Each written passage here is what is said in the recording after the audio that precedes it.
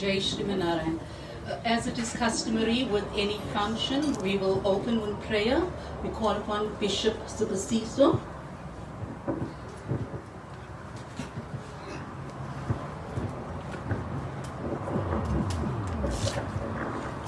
Let's pray. Our gracious Heavenly Father, the creator of the universe, the great I am, God who's full of love, who cares, who provides, God who's with us, even in our trying situations is with us. We thank you for this opportunity that we can come together this afternoon, coming from different backgrounds, but praising and honoring your name. As we start this event, we invite you to be in our midst, especially to focus on the common things that you have given us as your children. We acknowledge your ownership. We acknowledge that everything comes from you, and you got a plan for each and every one of us. We pray for peace in our country. We pray for peace in the continent. We pray for peace in the whole world. We pray that people should love one another and care as you do. Bless this event. Let your presence be felt from this place to flow in all over the city of Durban, all the cities in the whole country. We give you praise, we give you honor. In Jesus' mighty name we pray. Amen. Thank you, Bishop. Martha G.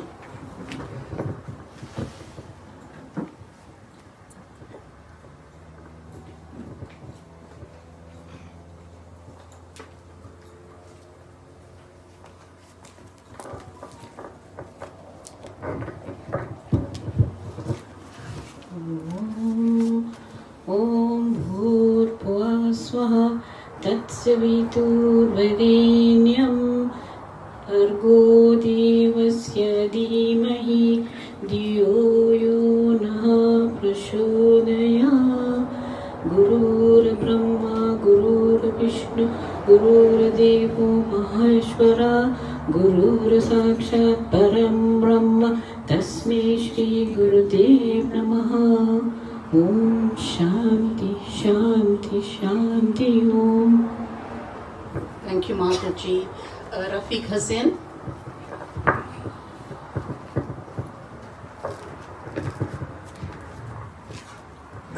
Bismillahirrahmanirrahim. In the name of God Almighty, the Beneficent, the Merciful. Alhamdulillahi Rabbil Alameen. All praise indeed due to God Almighty, the Beneficent, the Merciful. Maliki Yawmiddin, the Master on the Day of Judgment. Iyaka na'budu wa iyaka nasta'in. Him alone and you alone we worship, and you alone we ask for help. Ihdina siratal mustaqim. Guide us all onto the straight path. Siratal ladhina an'amta alayhim, the path of those people whom you are pleased with and whom you have blessed. Ghayrul maghdub alayhim, not the path of those people who earn your anger, waladhalin, or have gone astray. We ask you on this occasion, where our respected Guruji is having a program, a month-long program in honor of his Guru and his spiritual lineage, that he grants success, for the theme is oneness, and you are one, and with all our diversity, humanity is still one. And so we pray today that we achieve this goal of working together, no matter how diverse we may be as communities, as religions and societies, but we are united in our oneness in humanity. Amen. Jazakallah. A very warm welcome to our esteemed guests who availed themselves to attend this function. First we have His Majesty Buki number 8 from the DRC, Kachleto Bikulu, the Royal House Forum, the Eastern Cape, Bishop Subasiso, Tokozo Biela, Brandon Pillay, Henricus, Durban Council of the Freedom Front, Bruce Gaeta, Rafiq Hussain. And thank you each and every one of you for making the time to spend with us this afternoon. To welcome you, I'll call the chairman of the Sri Narayan Dham, Vishwadhar, and he will give us a brief background to today's function.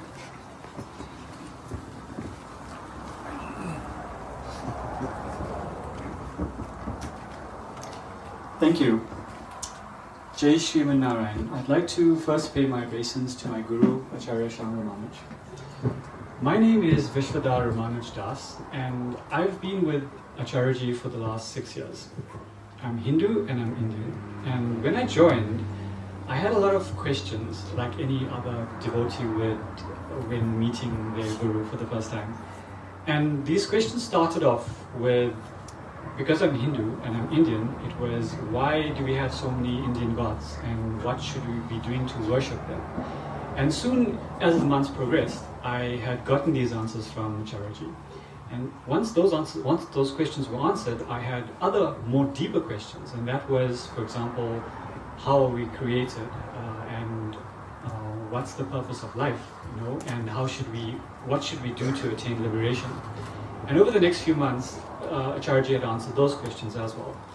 Until about 3 years ago, when he told us that his mission was now to execute oneness and social cohesion. And a few of us devotees were like, we know what's going on. Acharyaji is now going to be uniting all the Hindus, and that is like the Hindis, the Hindi-speaking people, the Tamils, the Telugus, and the Gujarati people, because we found a lot of division amongst the Hindu community. But seated here today, we can all agree that this mission is much bigger. The ashram is now home to pastors, bishops, archbishops, swamis, malanas, and people from all religions, races, backgrounds, and all age groups. And this is not a small task that Acharyaji has been able to accomplish in just 3 years. For someone to do such a great task as this, you have to be bona fide and you have to be spiritually endorsed. You have to be a spiritual leader to be able to conduct it on this scale. Many other organizations have tried and have succeeded, but not on this scale. So, in the background, a lot of effort has went into Acharyaji's work to get us to this point. And I'd like to tell you about a few of these things. So, Acharyaji is currently part of many interfaith and spiritual. He's part of the spiritual crime prevention forums. He is currently being contacted by international and national delegates, also from these interfaith organizations, wanting to work with Acharyaji because they can see his work on the grassroots level. Other than that, Acharyaji has been focusing on also reuniting the San and Khoi nations, reviving them within society because they have been now lost.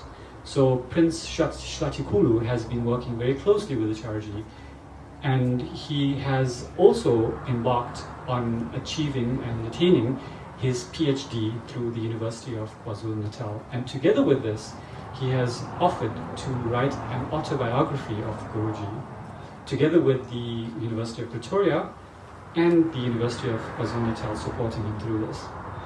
Other than that, Acharyaji has also been focusing on the political landscape of South Africa in terms of rebuilding it. So he is currently promoting us to mark our X on our ballot papers next year in order to change the dynamics of South Africa. So there's a lot of work that has been going on in the background, and Acharyaji is definitely pursuing this intensely. And with that background, I'd like to welcome everyone to the month of the Ramanujans. The month of the Ramanujans has been coined by Acharyaji as a month of May to celebrate a few things. So number one, we have inaugurated our ashram on this month. We've also inaugurated our Goshala on this month. It is the birthday month of Lord Sri Ramanujacharyaji, who was born 1,000 years ago. The 12 Alvars, who've also had shared birthdays in this month, as well as Acharyaji's guru, Swami Sudarshan Acharyaji Maharaj, who took his birth and also passed away, left his mortal coil during this month of May as well. So this month of May that we've got is an explosive lineup of daily services that we are conducting. And we've sent out invitations to a whole range of organizations, because this is Acharyaji's mission to reunite different organizations, not just Hindu organizations, but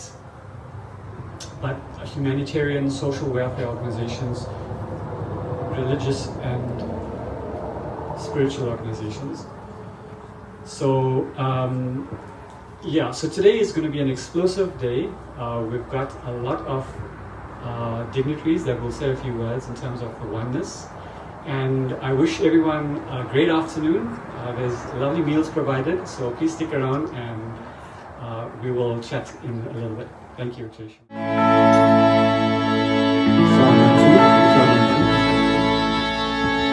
One.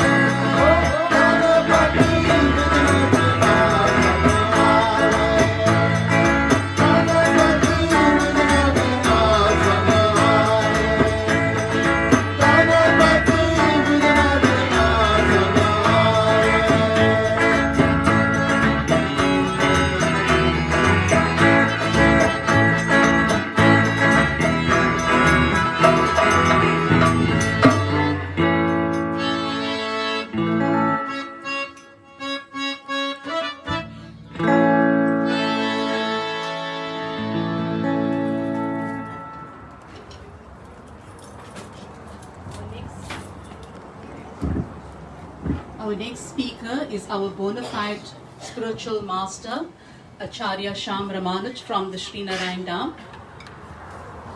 Before that, I'd like him to sing Amazing Grace for me.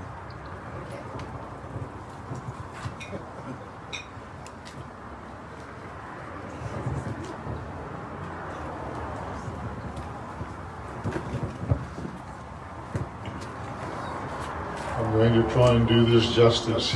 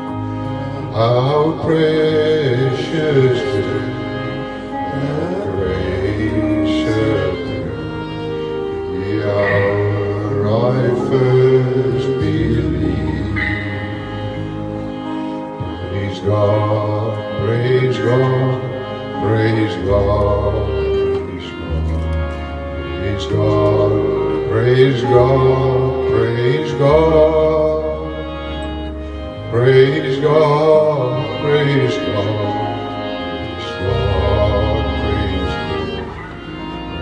God, praise God, praise God. Through many dangers, toils, and snares, I have already come to this grace that taught my Savior's word, and grace will lead me home. When we've been there 10,000 years, like shining as the sun, with no less days to sing God's praise than when we first begun. Praise God, praise God, praise God. Praise God, praise God, praise God. Praise God, praise God. Praise God, praise God. Praise God, praise God. Thank you.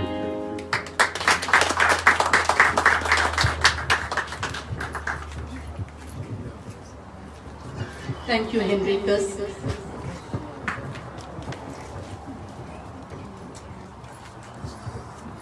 Good afternoon, ladies and gentlemen. I want to welcome you to this function today,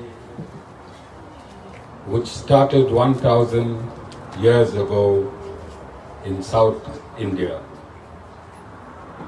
Lord Sri Ramanuj, I call him Lord because of his saintly qualities, started this oneness in South India 1,000 years ago. He crisscrossed on foot every centimeter of India, bringing all the different tribes and people together. My Guru, Swami Sudarshan Acharya Ji Maharaj, was born in 1937, and from the age of 3, he attained saintly qualities. His instructions to all his bona fide disciples around the world is to create a divine society. Simple sentence to me, create a divine society. And today, I think, seated here under this marquee is the most divine society that we can evolve to. Because a society is not divine unless it is all-inclusive. So this society that is seated under the marquee today, either on this side or on this side, you are generals appointed by the Supreme Lord to fight all the divisions created by race and religion. You are generals. God has appointed you to fight. When you go back home, tell your people, I met people from other religions and other races. They breathe the same air I was breathing in the marquee. They ate the same food I was eating in the marquee. They listened to the same sounds that we all heard. There is absolutely no difference between us, either religiously or racially. Remember, misinterpreted scriptures killed more people in this universe than any other killing machine. No flus, no heart attacks, no high sugar. These things are minuscule when you count the amount of people died, because my religion is better than your religion, and I am fairer than you, or I am darker than you. Thankfully, the Indians have managed to remain intact through brownness. I'm joking. But Indians always make a plan, even with their skin color. Okay? So this is the journey, these are the instructions from me. I'm a simple person. God had to give me a simple instruction. My instructions are not very, very difficult. My instruction from my Guru is create a divine society. And my instructions from Lord Sri Ramanuj is worship all, respect your own. Now if you take these two simple instructions, this is a product. You are the product. Just through these two simple instructions that I had from my own Guru and from our first Guru in the tradition from 1,000 years. So on the 5th, Lord Sri Ramanuj was 1,006 years. Today we live in an age of technology. You can Google Ramanuj, R-A-M-A-N-U-J, and you will see that his body is still in existence in Sri Rangam temple in South India. And you can come up to the ashram, I'll show you a photograph, that the body still exists. Body still exists without any embalming. So his liver is still in place, his heart is still in place. There is no decomposition of this body. And the reason there is no decomposition of this body, because the Lord has to show that material science is not the all in all. The supreme scientist is our creator God. The supreme scientist is our creator God, and he can create and destroy at will. He can create and destroy at will. And as I'm speaking, I'm remembering Pastor Kuben. Last year he gave a discourse at the ashram, and he mentioned the story of the 4 lepers. Is it 4 lepers? Lepers? Lepers, all right? And he stated that as long as the 4 lepers were not united, they had no power to achieve. But when they got united, they could conquer a country. All right? And this is what we should be thinking here today. We have a country to conquer.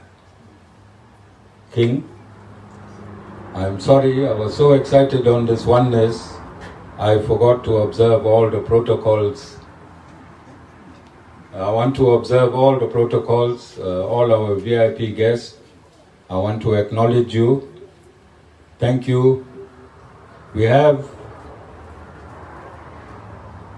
the experience of meeting a king from our own continent. From our very own continent, we have a king amongst us who sacrificed his time to come to the ashram and be part of this program. I'd like all of you to take out a photograph with this king. We need to honor our own. Doesn't matter what race you are, if you took your birth on the African soil, you are African. You are African, and we should all embrace our own. Forget about Prince Charles and his coronation, all right? his coronation will be involved in looting all our African precious stones and diamonds. Here we have a genuine, a bona fide king from our own continent. Let us give him an applause and let us acknowledge his presence.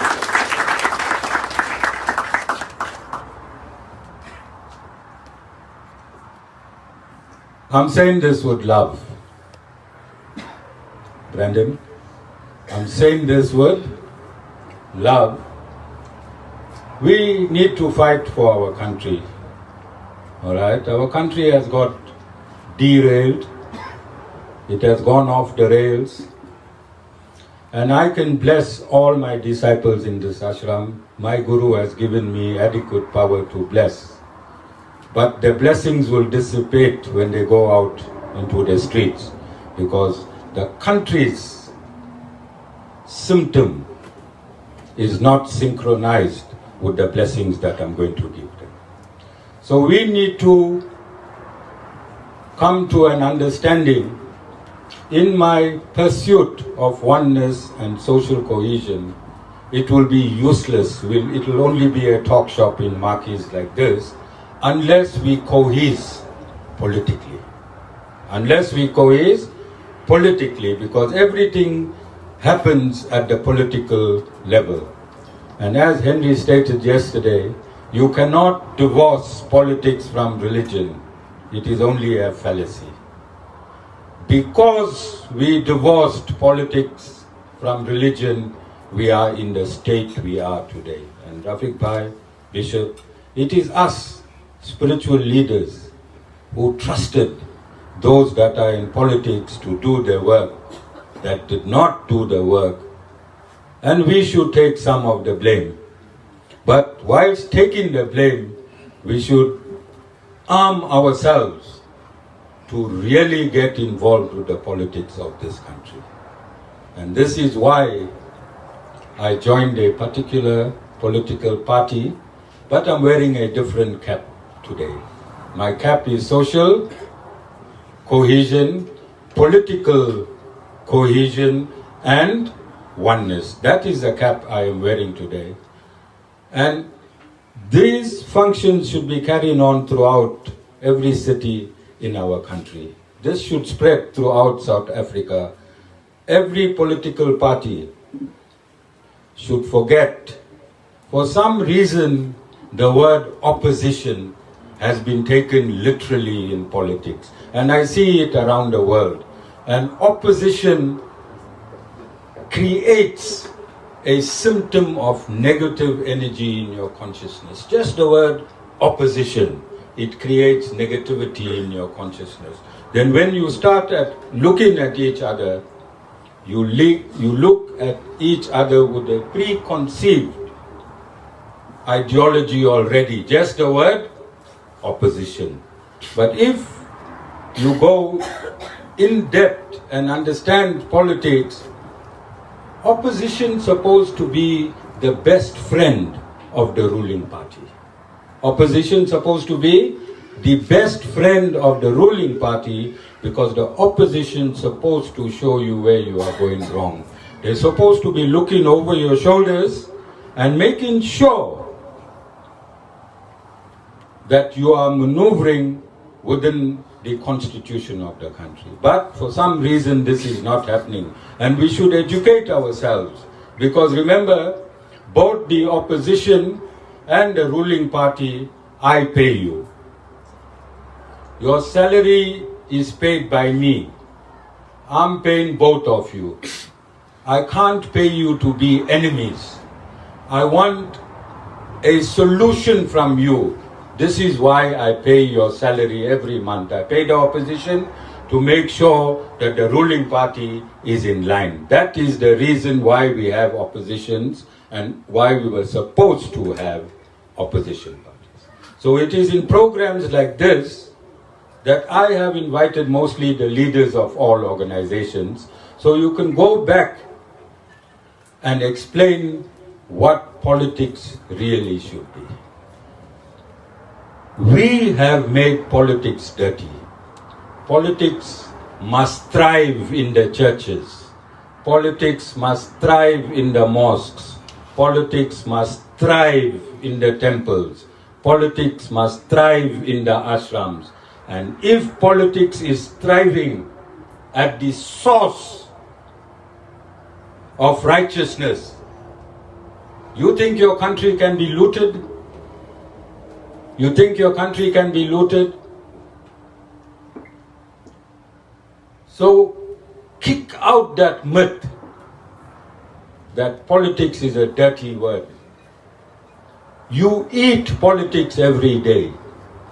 You drink politics every day. You are dressed according to politics. You came here through politics. There's nothing that you do is not politics. Politics is even closer to you than your religion. So don't use that excuse that politics and religion should not be mixed. Your very breath is politics. Those top 6, I was explaining to Henry, we are 59 people in this, 59 million people in this country. Sorry, Brendan, you have to take the rap for some of the people and my ANC friends. But I love you, Nandi, less. But we have to get realistic. We have to sit together on one platform and forum like this. The top 6 makes the decision on how this country should run. How many people? 6. Then there's, I think, what's the NEC now? 80. So 80 people makes a decision on how 59 million people should live. 80. Can you see our stupidity for the past 30 years? How stupid we have become by allowing 80 people to make a decision.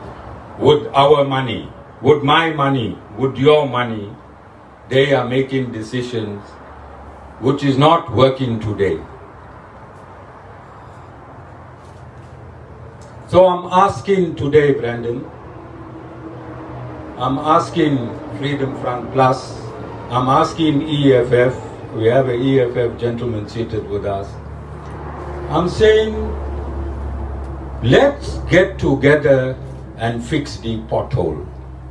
As a EFF, you can see a pothole there. ANC, you can see the pothole there. DA, you can see the pothole there. All the political parties, you can see that pothole there.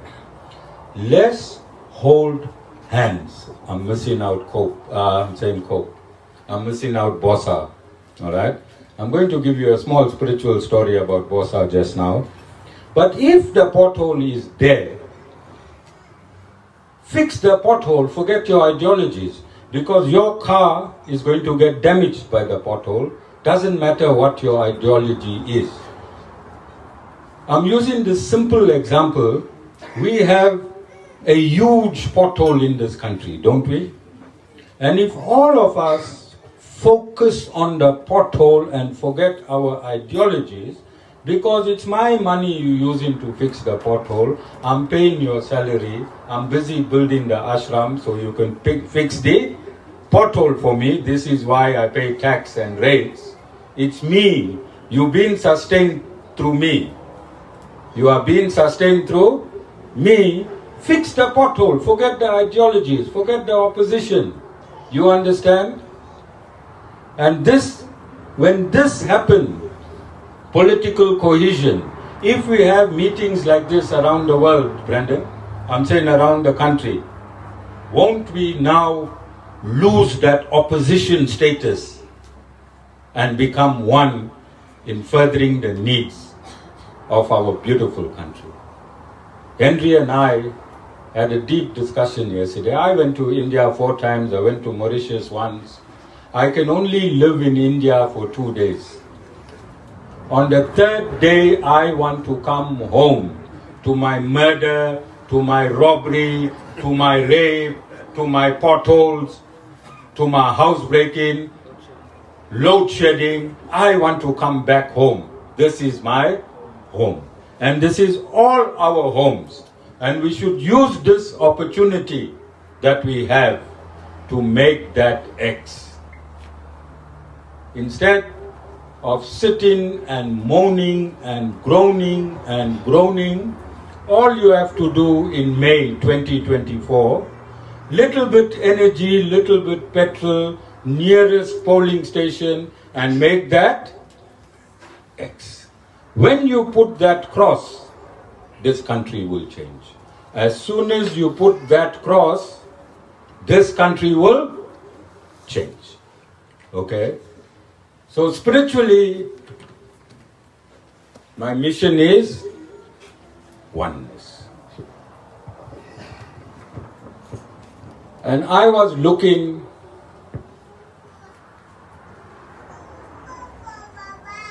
and I want to teach those that are following me. And I want a message to go out to the religious and spiritual leaders.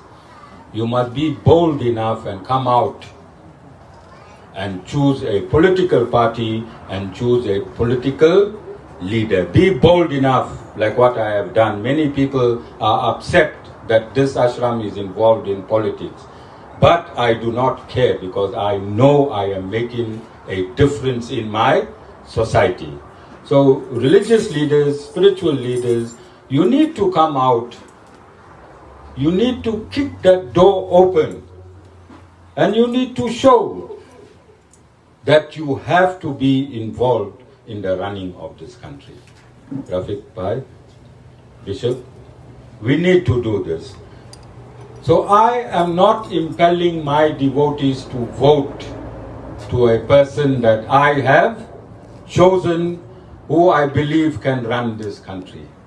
I am not, but I am showing my devotees and my followers that as a responsible citizen of South Africa, that I have a right to choose a leader who is righteous and who I believe can take the country forward. And there's not only one leader, all of you have a right to choose a leader that you feel is right, but you have to get active. South Africa have to become an active citizenry. You have to get active. And the biggest vote bank is in the mosques, the churches, the synagogues, the ashrams and the temples, because the first port of call for our followers is religious and spiritual leaders. And if you redirect the vote bank, they're going to listen to you because you have credentials. So we need to redirect. We need to get our country back. Whatever is lost is only 0.5%, Rafiq Bhai.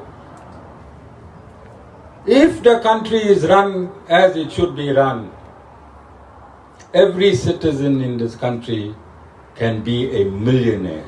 Every citizen in this country, this is the amount of wealth we have. And Dubai has shown it. Dubai has taken its wealth and distributed it to its citizenry. Yes or no? Yes, Rafiq Bhai? Yes. We have 1 billion times more than Dubai here in South Africa. Yes. Yes. So if we take our wealth and distribute it to our citizenry, we're not going to have Ish Prahlad running around Reservoir Hills, sorting out lights, sorting out potholes, sorting out electricity disruption, sorting out water disruptions. And I'm so proud to live in a ward with a pure activist like Ish Prahlad. I forced him to come here. I told him, I want you in my function. Give him a hand. This man doesn't sleep. This man, you'll find him on the group. If you have a burst pipe, on the group, he'll make sure he gives you all the information, and he's doing it for free. He's not a counselor. He's doing it for free. He's a ward activist. He's an activist in this ward. And I don't think any ward activist can match my ward activist. And this is why I'm proud to have my ashram in this ward. And Ishbhai, before you go, I'd like you to say a few words to our people. I want to bless you and what you are doing.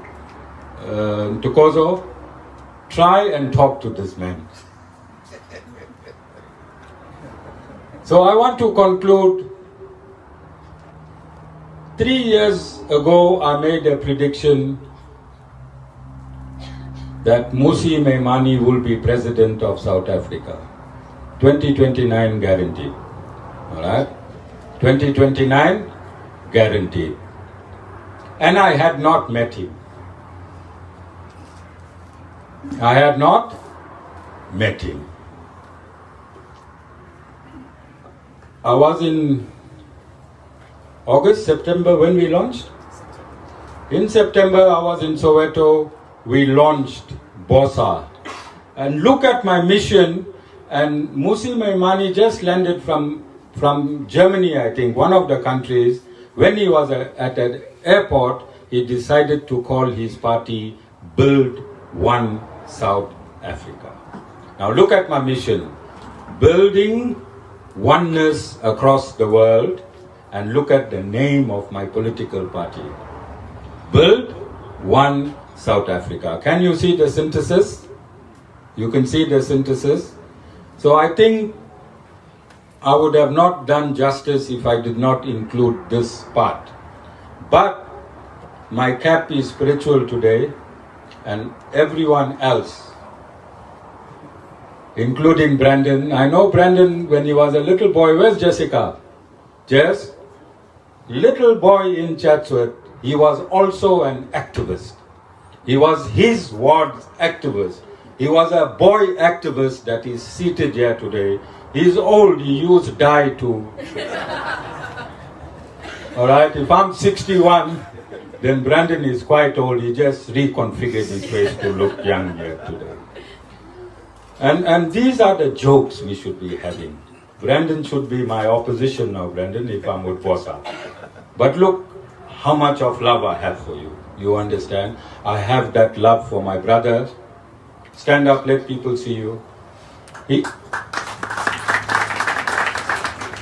a member of the EFF.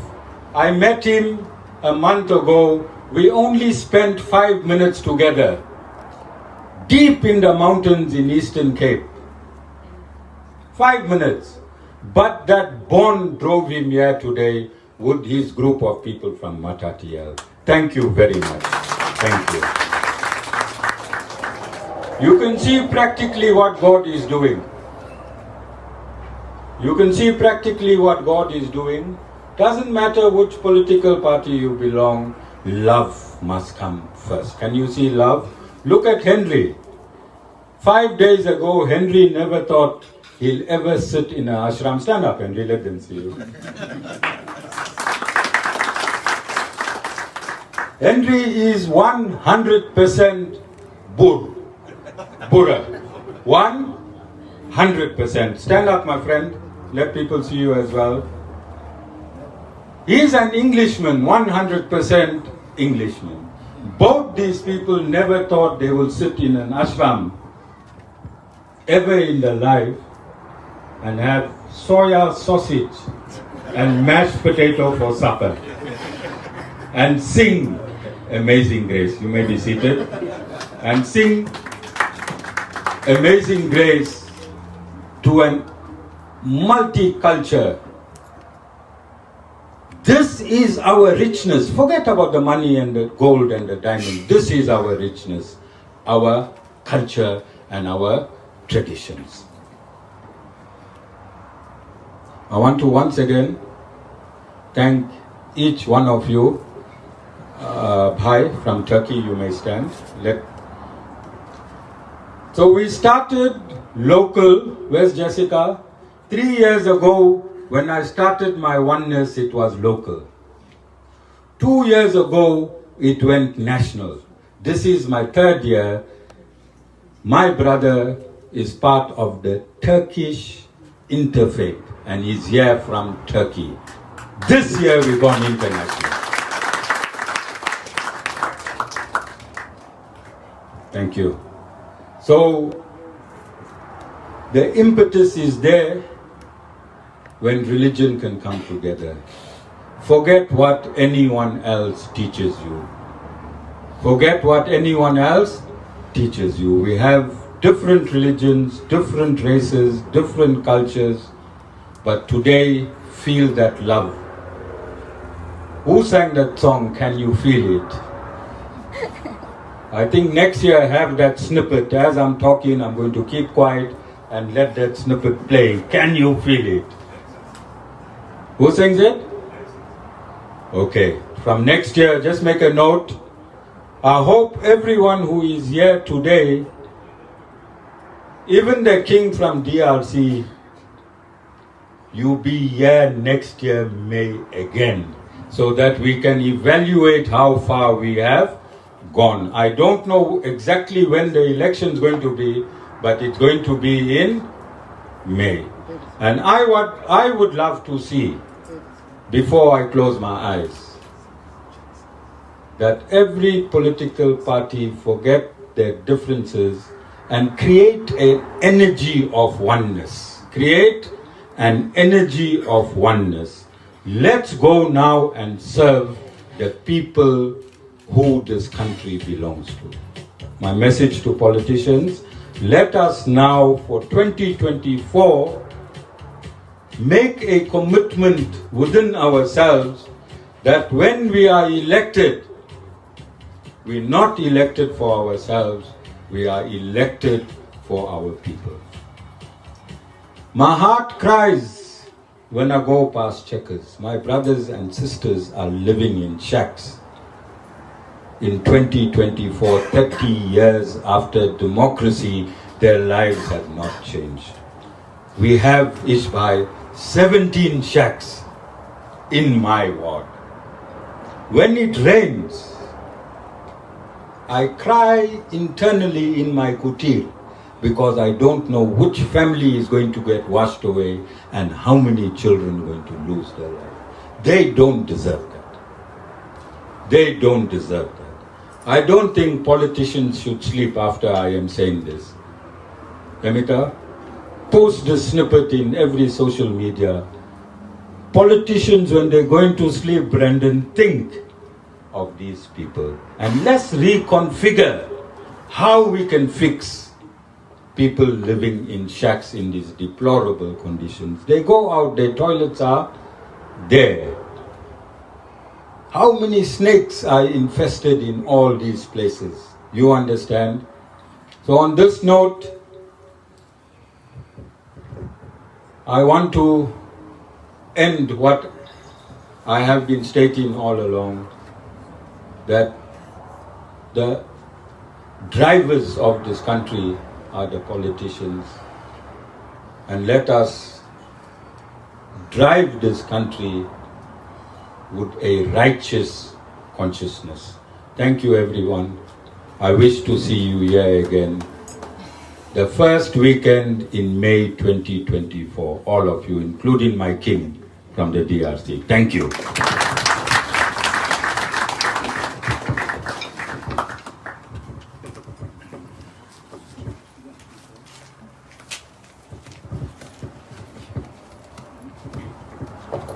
Thank you, Guru.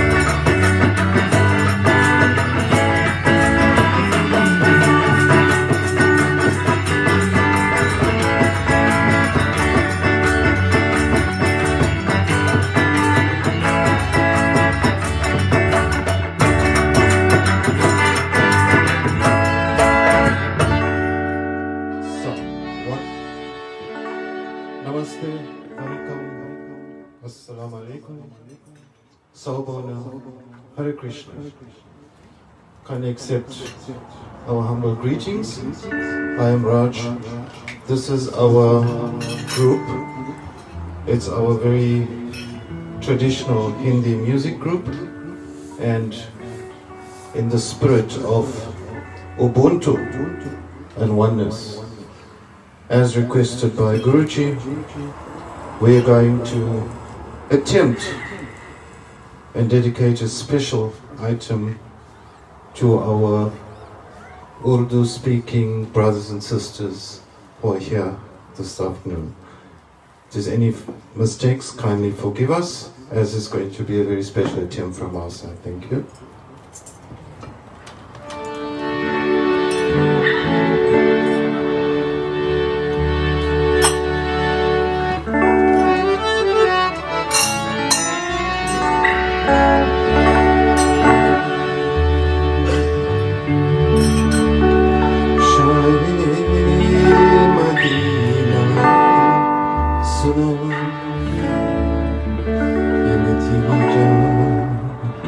खुदा खुदा के लिए करम हो मुझ पे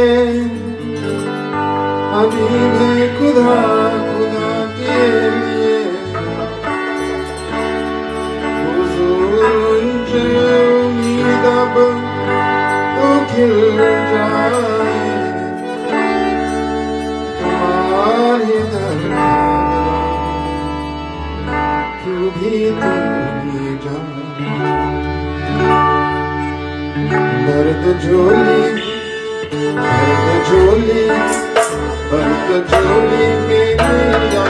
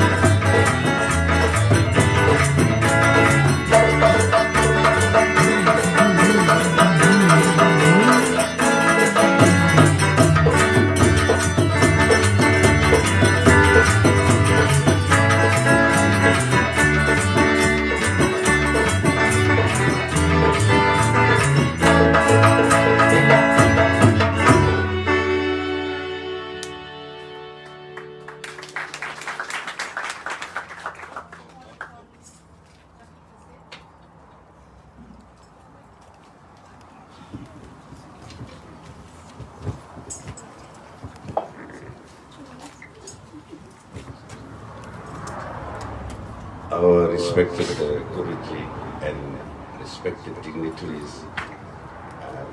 It gives me great pleasure to say a few words at this very important and auspicious occasion of oneness. And you can see Guruji and this beautiful team. This last song, for the benefit of my brothers and sisters who are not of the Indian origin, just like in African languages, you have many languages. Xhosa, isiZulu, Sotho, different languages. In Indian, there are many languages in the Indian culture.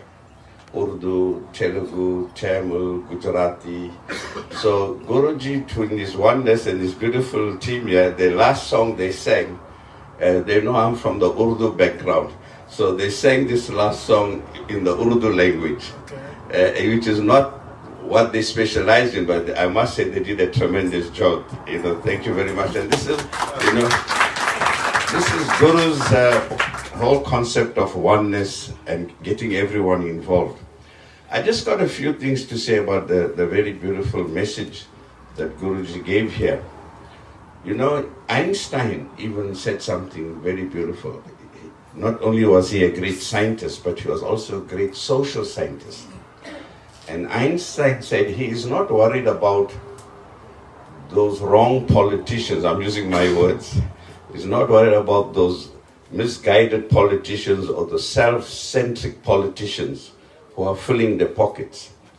He is worried about the people who is allowing it and not doing anything about it. And this is what Guruji's message is about. There's a saying, for evil to spread, all it needs is for good people just to sit in the ashram or in the mosque and pray. And the evil will carry on spreading. In the garden, if you want the weeds to keep growing, you can sit in your house and pray all day, but the weeds will keep growing. You have to get up from your chair and go and remove the weeds. In the Islamic tradition and in terms of this oneness, I just want to say two things to end from an Islamic perspective. That in chapter 49, verse 13 of the Quran, there's a verse in the Quran which God is talking to all of us. He says, "O mankind, O human beings, African, Indian, Muslim, Christian, whoever, He created all of us. So He's talking to all of us. He says, I have made you into different nations and tribes and races and cultures. Includes religion here. I've made you into different kinds of people and cultures. Right? لِتَعَارَفُوا, so that you can come to learn from one another and get enriched with one another. Not that you must discriminate against each other and look down upon each other." This is chapter 49. I made it like this. Imagine if all of us only ate curry and rice only. And I won't appreciate putu, our cultures, our pap and flesh. We learn from there's the richness of our culture. The Quran is saying this. God said in another verse of the Quran, if I wanted to, I could have made you all one religion also. Do you know there's a verse in the Quran like this? I could have made you all one religion. I could have made you one race. I could have made you one culture. These are the verses in the Quran. But I left this variety to see who of you is going to love one another, respect one another, learn from one another, and by interacting with one another. Because, the verse ends, and our brother is here from Turkey who knows the Quran as well. This verse ends with, who is the best now? And Guru said it very nicely. In our school days, we used to debate, and in one of the topics was that religion caused more wars than politics. Religion caused more wars than politics in this world, because people fight over religion. So this verse, what does it say? How does it end? Who is the best among the Christian, the Muslim, the white man, the blue man, the green man, the fat man, the rich man? Who is the best amongst all of them? Because God is talking to all of us in this verse. Ya ayyuha nas, O mankind, O all the diverse people of the world. Now the question will come, I've made you into different nations, Afrikaners, British men, Chinese, Indian, I made you all nations. But who is the... God is answering now, asking the question, who is the best from all of you? What a question. The Creator is asking. And look what a beautiful reply the Quran gives to in this verse. Inna akramakum indallahi atqakum. The best amongst you is not what religion you are. It's not what tribe you are. It's not what color you are. But is the one who is best to one another and who is serving mankind and uplifting mankind. That is the best amongst you.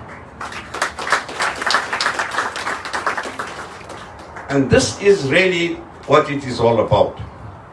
So I want to end, if you allow me, I'm taking a little extra about politics and why we need spirituality in politics.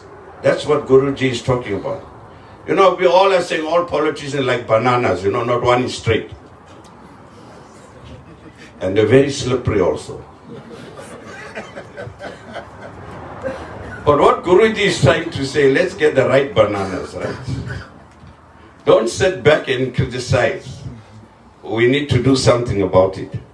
Now, I want to give you an incident in the Islamic history, if you allow me to end, about this. When I liked what he said, you know, and it was his birthday the last we came here, and I'm making a prayer. God must give him long life and good strength and his family to carry on with this beautiful work and message he's doing. Now, in Islam, you know, after the Prophet, peace be upon him, by the way, the song they said, Bharta Joli Meri Ya Muhammad. So our Turkish men who may not know Urdu, the song they sang, we asking God through the Prophet to fill my spiritual basket and my spiritual container. Bharta Joli, you know, fill my spiritual container. That's what we ask you. We need spirituality. So after the Prophet, peace be upon him, there was a lot of, who to elect as the next leader after the Prophet. Peace be upon him. Who's going to be the next leader? So as usual, there are different views. There were nominations. You know how it goes. And then finally, there's a man, his name is Umar. God be pleased, one of the stalwarts, the Umar. He raised the hand, Abu Bakr, and he raised the hands of his other friend, and he says, I'm nominating Abu Bakr, and I want him to be our leader. And then everyone agreed. Because Abu Bakr was the most senior, and it was unanimous, but he was a shy man. You see, the true spirituality, you know what is true spirituality? Guruji makes us sit here. This is his ashram, and he's sitting quietly in one corner. The true man of spirituality doesn't want publicity. So Abu Bakr, although he was the qualified, but he was sitting quietly. He's not saying, I want to be the leader.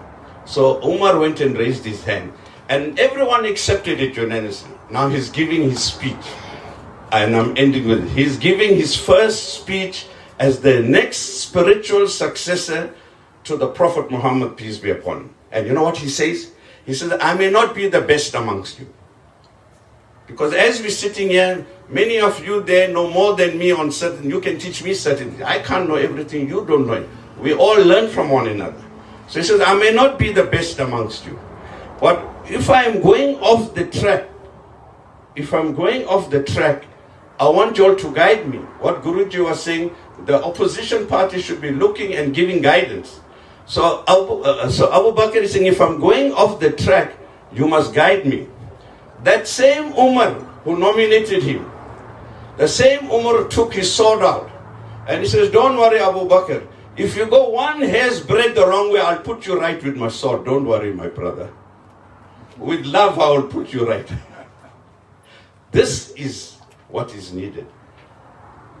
We love one another, but if I'm wrong, I want you to correct me. With love. I don't want you to let me carry on in the wrong. And I end therefore by saying, we hope, we can take lessons from this, because God says in another verse of the Quran, God will not change the condition of a people unless they change it themselves. I thank you. Jazakallah, Rafiq Bhai.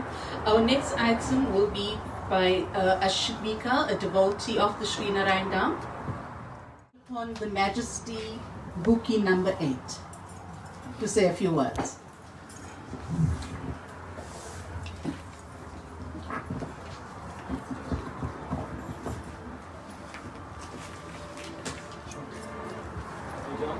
You can even sing for us something, yeah.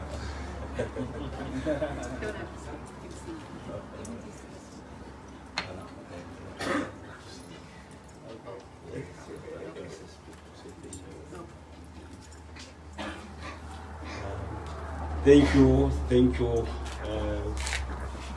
my spiritual leader, for giving me permission. I'm much happy to be here. It's my first time to be in a place like this.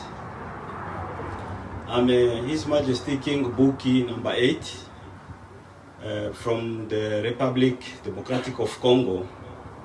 I would like just to excuse my English, but just follow it slowly. I'm from the Tanganyika province. If you know about the Lake Tanganyika in geography or in history, that's where I come from. I've got a kingdom by name of Congolo. Yeah, I was taking it from my father's brother. Yeah. The time when I took it, it was in 2015. And it found me here. I came here in South Africa in 1996. There was a fight in the Congo. I believe everybody knows, where our ex-president, the late President Laurent Kabila, took it from Mobutu Sese Seko. Then I decided to come here in South Africa.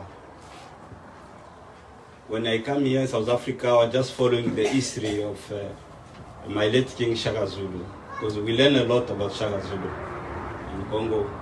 Then I was just saying, like, I need to go, where Shaka Zulu was. Yeah. It took me like 4 days to arrive in Durban from Dar es Salaam, Tanzania, because I have to cross the Lake Tanganyika from Congo to Tanzania. Then there I joined Kabila. I start learning a little bit about politics from him. Then when he decided to say that let's go now for the war, I say no. I didn't agree to go for the war. Then I took my way to South Africa.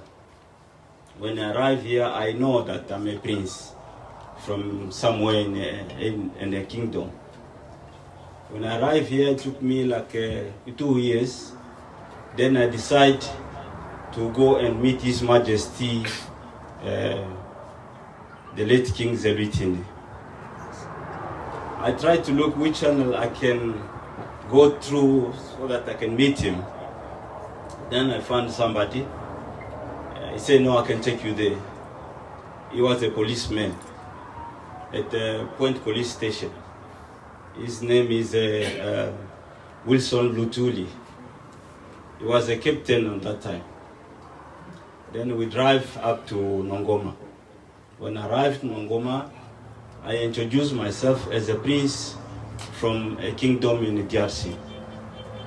Then they say, okay, fine, but today you can't meet him because you didn't have an appointment. Just leave your number here. We will call you when it's the right time. Then we come back. After a week, I receive a call. They say, where are you? I say, no, I'm in South Beach, because that is the place where I was at that time. I say, no, can you make yourself to come to Hilton Hotel? I say, why? And I don't know who is calling me. They say, no, it's His Majesty team calling you because you went to Nongoma. You want to meet His Majesty. Now he's here for you. Then I just ran quickly to Hilton Hotel, and they show me where he was. Traditionally, and that is a day when I just know that our African way is just one. I just use the way I learned from my family, my royal family, how to approach him. I crawled down up to where he told me to stand up. Then he was saying to somebody who was next to him, he said, "This is a really prince." Then he said to me, "Sit here." I sit there. He said, "How are you?" I said, "I'm fine." "How is the Congo?" I said, "Just the way you hear from TV, radio, that's how Congo is right now." I said, "Okay, fine. Do you want to eat anything here?" I say, "I don't have to hesitate. Anything you'll give it to me, I'll eat." Then he say, if you can eat everything here. Or you can drink everything if you can. You know. So it was a joy, it was a happiness. For me, it was a big honor to meet His Majesty. Till when we finalized our discussion, introduction, then he was feeling a little bit tired. Then he allowed one of the bodyguard to give me his number. Say, "Now you must call me directly whenever you have a problem." Then I start another new life here, being close to a king of a place where I am. So sometimes he used to drive from Nongoma to here in Durban just to come and see me for even 1 hour or 2 hours. Then he can also send me, if he want to send me maybe outside the country for any kind of whatsoever he feel like he can send me. I used to go. Then in 2015, my father's brother, who was a king, Buki 7, when he feel he's tired, he do have biological sons, but they are in army. One is a general and another one today is a colonel. He called them, he say, "I'm so tired now. I feel like you can take over." They say to him, "Father, but we can't mix army and kingship. So you rather look someone else in the family." Hey, you know, in that family we are many. People who have money, people who have a higher education. But he called my aunties and they say, "What can we do?" Because my proper son, they said they can't mix army and kingship. So what can we do here? One of my aunties say, "We do have our son who is in South Africa. Maybe that one." So I didn't know if one day I will be the way I am. Then I received a call.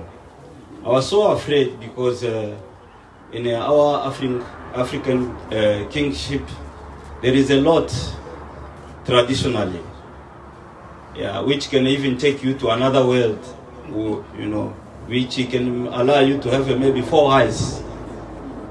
So for me, too scared. I say, maybe it's a time to sacrifice me. I don't know. You know, why me? And he do have his own biological son. I hesitate. The second call, it was after 2 months. He said to me, "Why when I'm calling you, you don't want to come? Just come. There is no any problem." But I didn't know if he's calling me to give me that kingship. Then one of my aunties say, "No, you must come. If you don't come, then it's like you are out from our family." So I fly up. When I arrive in Congo, they say, "No, you will take over the kingship." I ask my auntie, "What do you," because aunties are those who are more close to me. They say, "No, don't worry. Take it, we are here for you." So it didn't take me much time. So after a week, they start preparing all the ceremony, teaching me how to lead. Because in that village of ours, I didn't grow up there. I grew up outside. So there are a lot of things which I didn't know. So I started learning. And at the same time, I found my king here. I say, "The reason why I'm here is to give me a kingship." Say, "Are you sure?" I say, "Yes." Then he said to me, okay, I'm going to send you some people from me who will come there. Then he sent 4 people. Those people was my brother from here in KwaZulu-Natal. There was one brother from what race? Is one of a partner in that spa in Gateway. Yeah. Then he sent another one, my brother from Hindu, family. His name is Tiru Navagarsu Reddy. Then he sent another brother from Nongoma by name of Simpiwe Zondo. And there was another lady, Bongiwe, who came to my country to come and escort me for the coronation. Then we did it, and after a week, they come back. And I was left behind, trying to learn more how to become a king and how to rule. Then from there, I have to come back here to come and say thank you to my late king. Yeah, and it was in one of the readings, Umhlanga ceremony at Nongoma at Nyogeni. Yeah, then he announced about me publicly, and everybody was very happy. That is how I start being a king. Then also for my experience, I just make sure other king in Africa came here to put him as our president, because we do have a King's Association in Africa. We call African King Forum. So he was a president of that forum. And he just chose me to be in charge of relationship. So I've been traveling all over in many countries just to make sure we are united and we are one. So we always come here for any type of ceremony. Yeah. So that is about me. And then this time I came here, I came for the coronation of my new king, Misuzulu. Then after that I have to just to attend some few health, problem. Yeah. So sometimes I go, sometimes I come back for some appointment.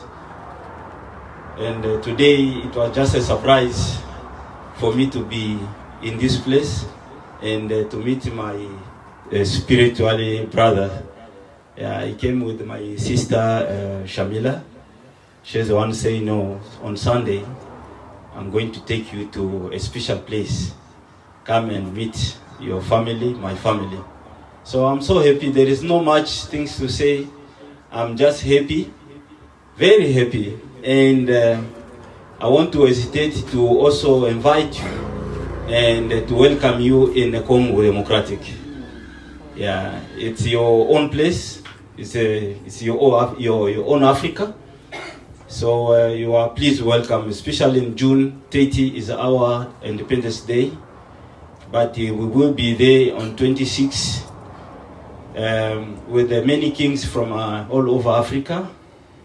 And also some authorities from here. So I would like you to join us. And whoever want to be there, you can just use my sister Shamila, so that we can make all protocol concerns and see how we can be together. About my country, it's got a very good history in the world geographically. The first country is to be rich, but is also first to be poor. Yeah. So I would like you, my brothers, sisters, who have maybe some kind to share with us, to come, please. Yeah. We do have people from Asia, they are there. We do have people from Europe, from America. Everybody is there. Yeah. So I don't say much, but I just say I'm happy to be here and thank you so much. Thank you, Majesty. Riku 8.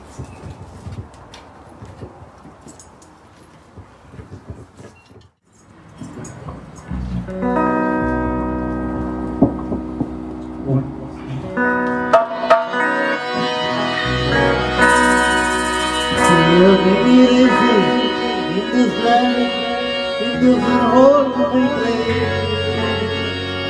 We call him by different names. The one who's here today. We are many places in this land, in the whole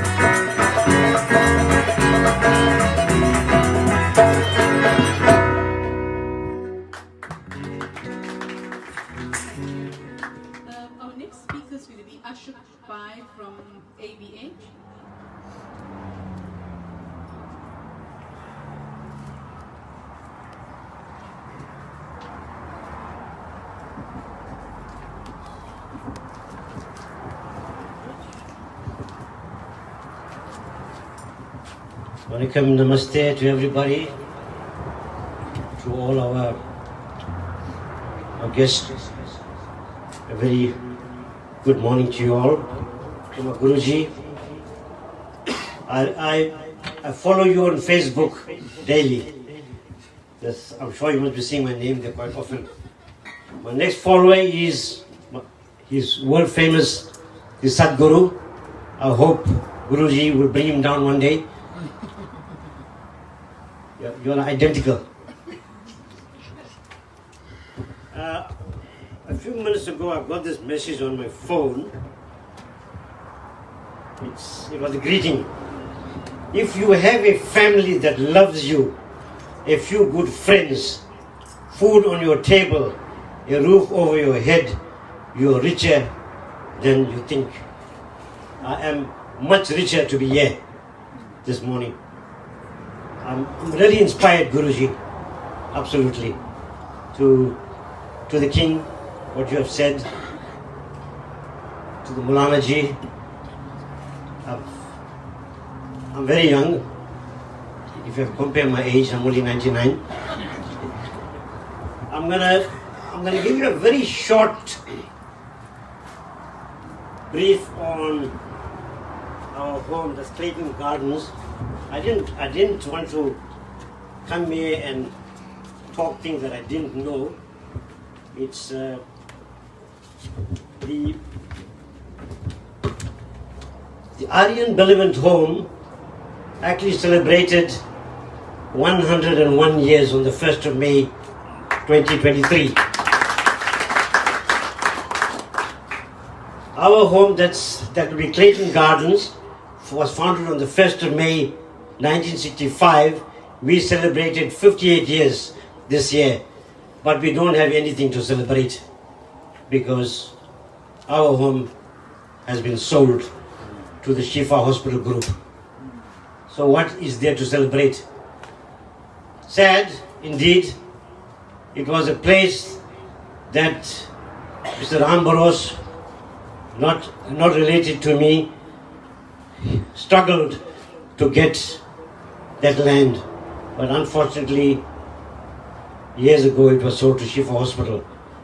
So in the year 1940 or thereabout, the Clayton Gardens Home for the Aged was built by the Durban City Council to provide accommodation for white senior citizens. When the Group Areas Act of 1950 was promulgated, Clayton Gardens became a white pocket in an Indian area. At the same time, the Group Areas Act had made the whole of Cato Manor, with a very large Indian population, white, which affected the Aryan Benevolent Home, which was established in Cato Manor in 1921. Over 20 acres of land and buildings of the Arya Yuvak Sabha and Aryan Benevolent Home fronting Bel Air Road had to be vacated to make way for white occupation. The ultimatum to vacate 20 acres of land with buildings in Cato Manor, many years were spent in finding suitable land in the newly declared Indian areas to resettle our aged and children who were at Bel Air Road. No land was set aside by the Durban City Council or Group Areas Board for institutional care for disabled Indians. The conditions of the buildings at Bel Air Road was fast deteriorating. The buildings were always full to capacity, and waiting list for accommodation was growing steadily.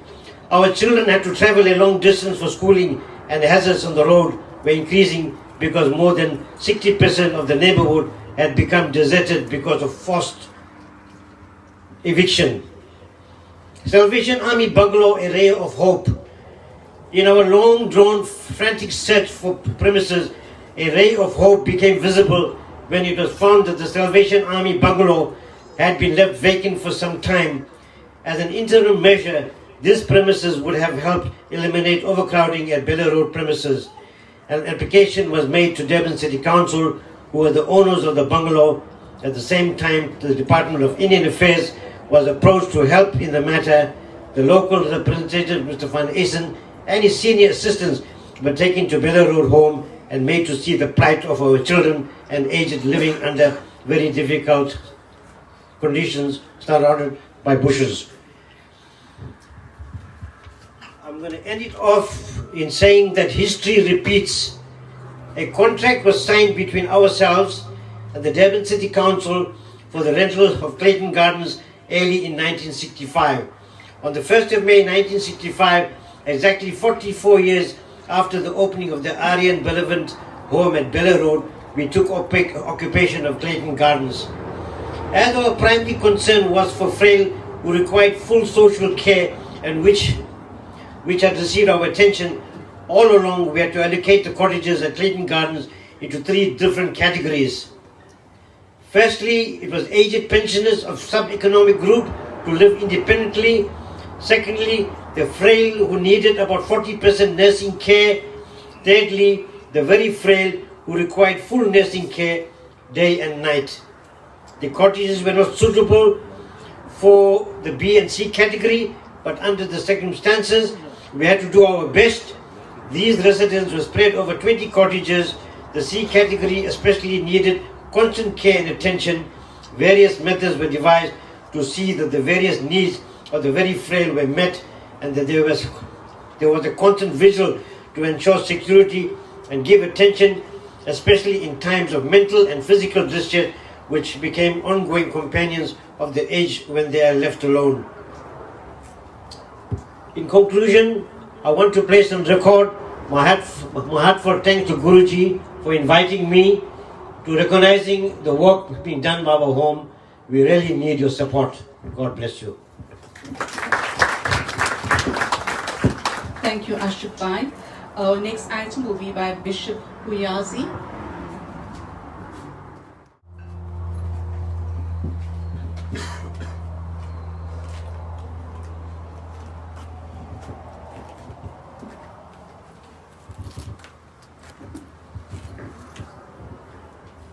Thanks. Once again, I made a few notes while the Guru was talking, so I thought I'll reciprocate on that. Because if you know me, I've got 3 kids, all with ADHD. When I grew up, there was no such thing as ADHD. But I think I know where they got it from, so I can go off on a tangent and continue if I want. But I'll stick to the few notes I made here. Just to start off, simple people. We're talking about, the bishop is also talking about simple people. We're all sitting here. God, obviously you guys know we're a Christian party with Christian religion, Christian background. But in the Bible, God used ordinary people, not great, majestic, mighty, powerful people. Nehemiah was used to rebuild the walls of Jerusalem. A simple man. He was aiding the king, and he went to the king and he asked him, "King, please, my people, they need me." And the king sent him off because he was such a good servant. The king sent him off with the king's blessing to go through the land and go and rebuild the walls. Moses, when he led the people out of Israel, he was an old man, he was frail, he was stuttering, couldn't walk properly. He had to take his brother-in-law with him. So his brother-in-law would interpret for him to be able to speak to the king. Not a great, mighty, powerful man. Can you imagine standing in front of the king and you can't speak? But you want to get your people out of that country. What I'm trying to say is, it takes normal people like we are here to make things happen. Get off your hands. Do something. The Bible says, yeah, the fervent prayer of a righteous man availeth much. But when you're driving in your car and the car breaks, say your prayers. But also get out, get in there and see what's wrong with it. Don't just sit there and wait for something to happen. Yes, pray about it, but also do something about it. Normal people. Think about it like this. God is in charge. I know it's not, my treasures are not down here on earth, it's up there. God is in charge. When they led the Egyptians out of Israel, God could, like this, snap his fingers and move his people out. Could have done it. His people, his chosen people, Israel, still today, his chosen people. If he's real God, he can snap his finger and make it happen. But he doesn't. He uses normal people to make it happen. Normal people like you and me. Stop sitting in your hands. I'm glad to hear also that we believe in a young earth, such as us as well. I mean, we believe in an earth of about 6,000 years, and not evolution. I mean, evolution, as far as I know, they call it the theory, and it is called a theory, the Big Bang theory. It's called a theory because it is exactly that. It is a theory. It hasn't been proven yet. It's a theory. I do think that this evolutionist thing, that the earth is millions and billions of years ago, is part of the bigger picture to get all of us to break down the family structure, to break down the church, to break down religion. As you're sitting here, we're not a bunch of just random chemical thoughts, moving atoms that's got no destiny, no future. For that reason, we do not believe in evolution. And I'm sure you guys will follow suit.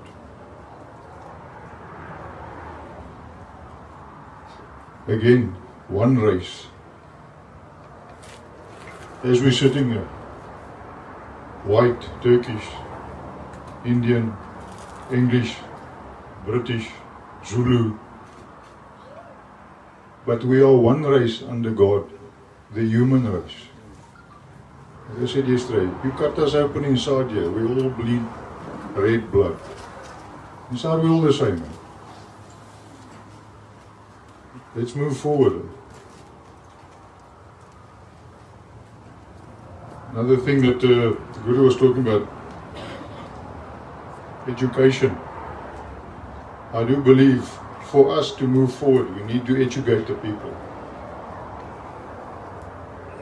Last year, or the previous election, 26% of the people went and voted to give the ruling party a 56% majority. 26% of the people. So 20% of our people actually went and stood up and tried to make a difference. The rest didn't. So I appeal to you, if you want to sit and complain, I'm not going to ask you whom of you here is registered, whom of you can vote. I'm not going to ask you that. But I want to tell you this. If you want to complain to me about the country, the state we are in, the world, and I ask you, and what do you do along about it? Did you register? Did you vote? Did you make your voice get heard? If you can't go and register and vote and make your voice get heard, you can't sit and complain about what's happening and the decay around you. In that respect, I value that you're trying to do this and getting the people together, Guru, because it's needed. And that's where the education comes from as well. You need to educate the people.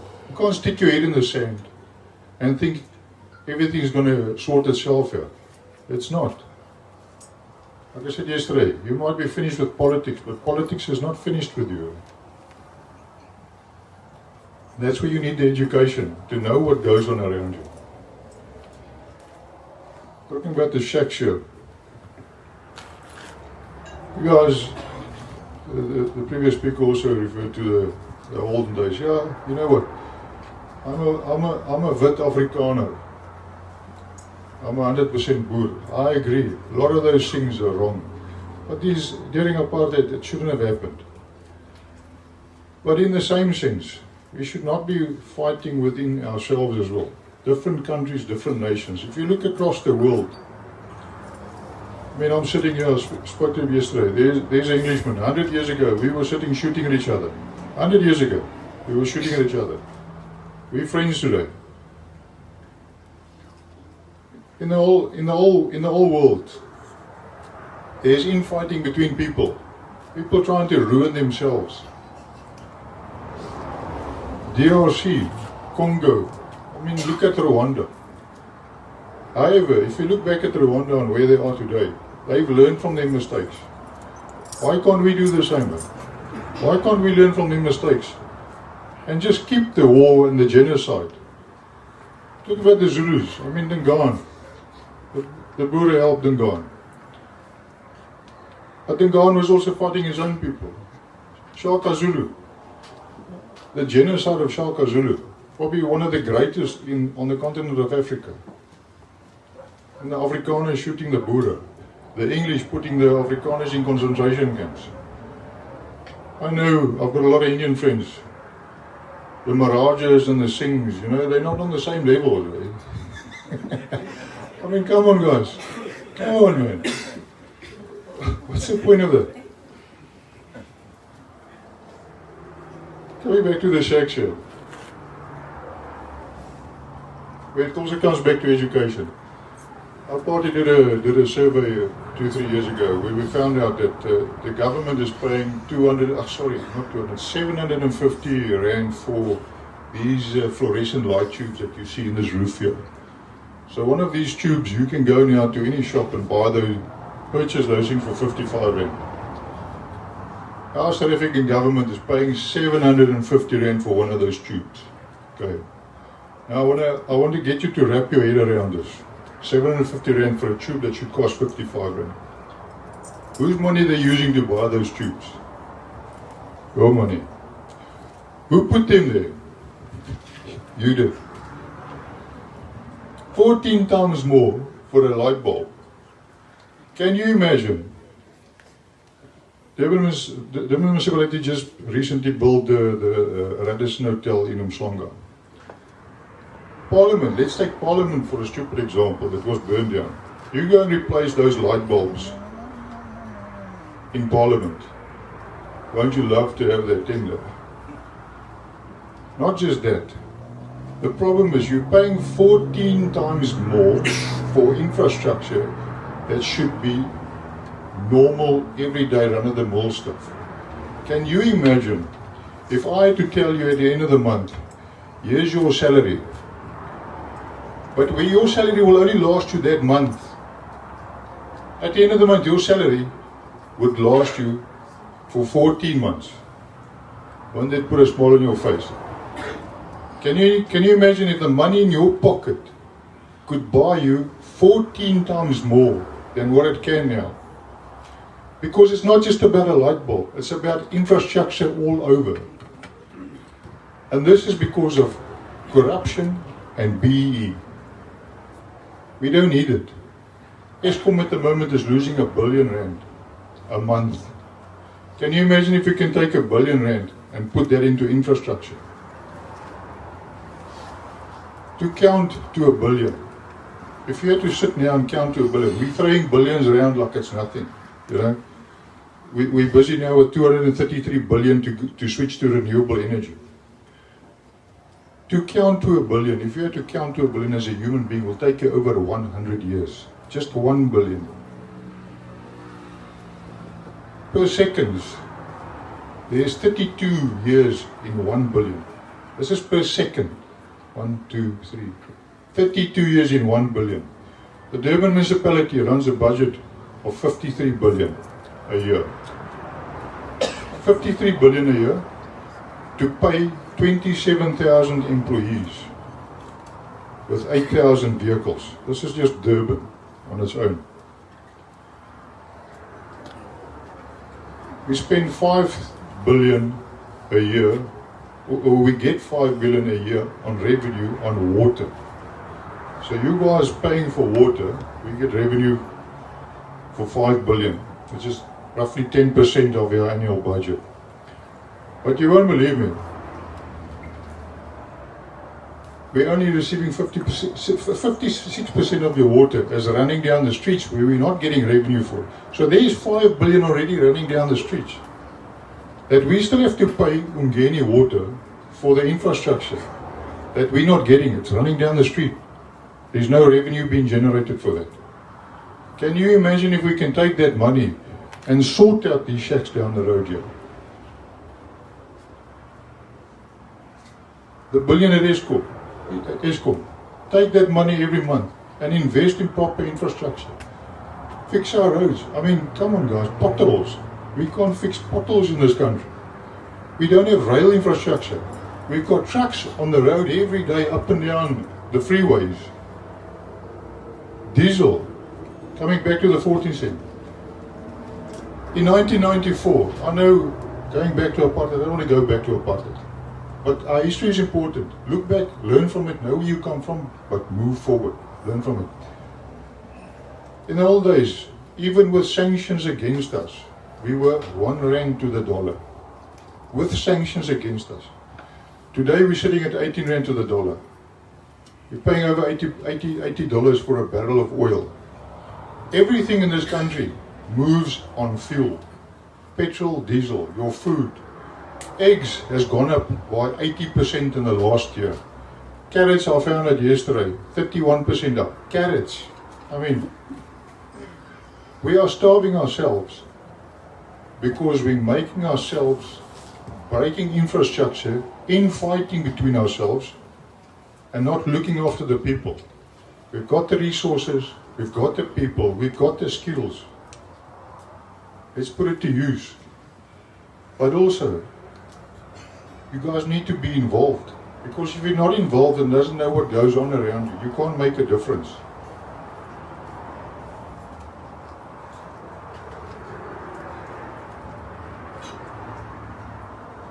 Coming back to Nigeria, DRC, Congo, Sudan at the moment, northern Mozambique. We are people destroying ourselves. Our communities are destroying ourselves. I do think it's time, what the Guru is doing here, let's take hands and work together. And not let the outside dictate to us what we need to do in our house. This is our house. Let's look after our house. Let's look after our people. It starts here. It starts with you. It starts with simple people. We can make a difference.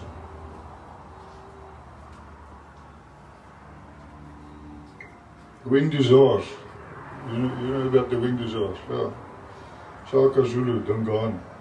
I mean, let's learn from history, let's not repeat history, and let's move forward.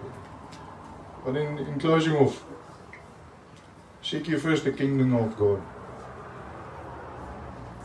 For me, that is important.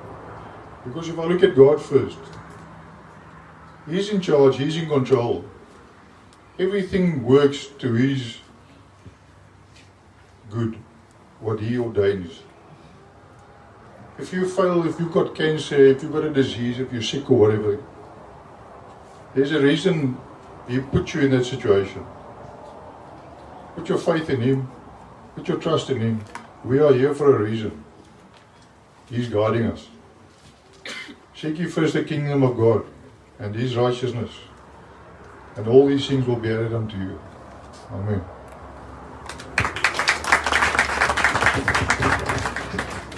Thank you, Henrikus. Will the driver of the following vehicle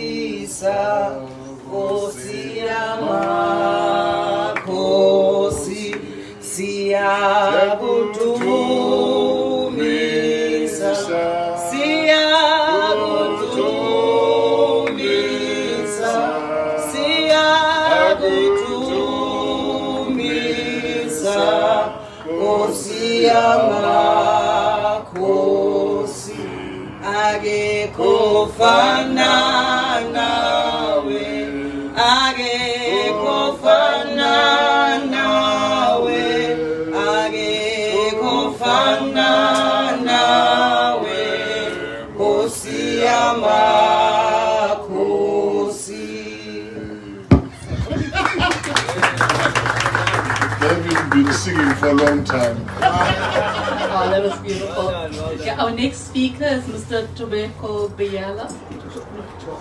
Tokozo Biela.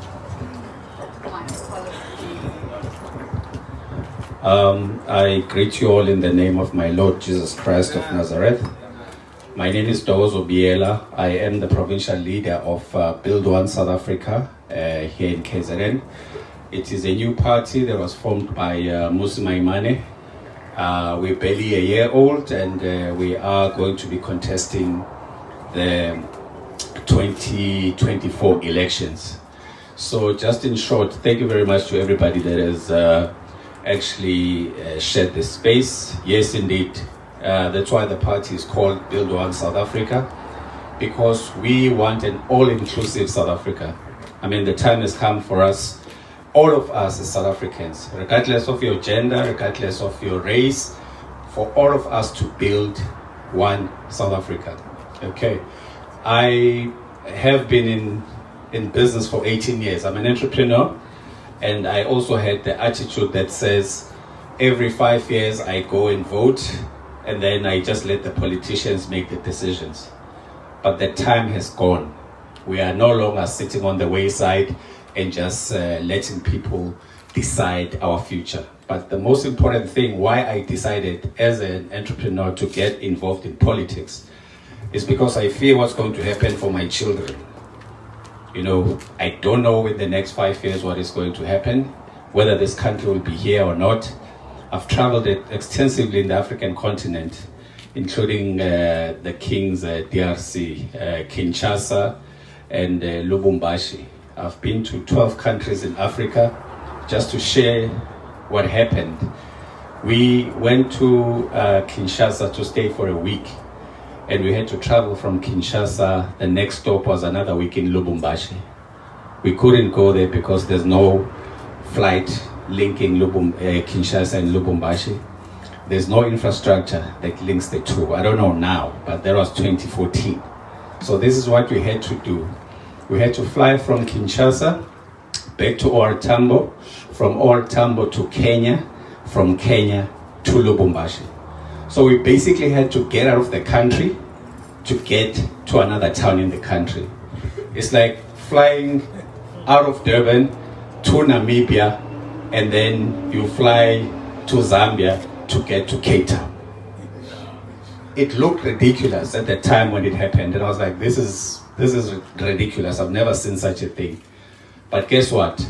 Last year when we had a problem with the flights in this country, those who stay in Cape Town will attest that the Cape Town flights were very expensive. People couldn't afford to fly from Cape Town straight to Joburg. So what they were doing is they were flying from Cape Town to Windhoek, from Windhoek to Johannesburg or Tambo. So I saw this thing happening and I was like, this is not going to keep on happening in my country.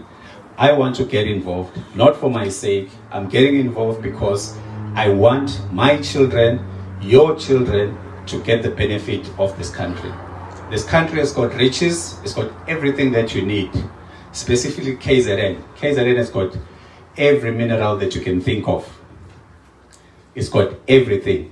So what we need to do as a community is to come together. So when we introduce the party, I always say we are the Uber of politics.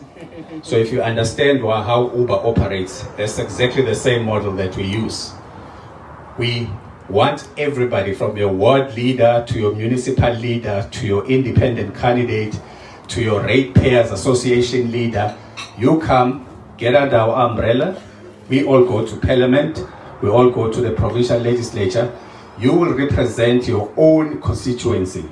If you do not perform, it's not us who are going to tell you that you must get out. It's the people that you represent who are going to say, Mr. So-and-so, you are not doing what you are supposed to do, so please come back. So it is open for everyone.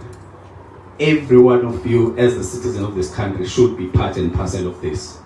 That is why we are calling on everybody. So if you want to be part of the change that is coming in 2024, you must go to our website, www.bosa.co.za, register as a member or register as an independent candidate, and just tell us, where do you want to go? Do you want to be part of the provincial legislature, or do you want to be part of the National Assembly?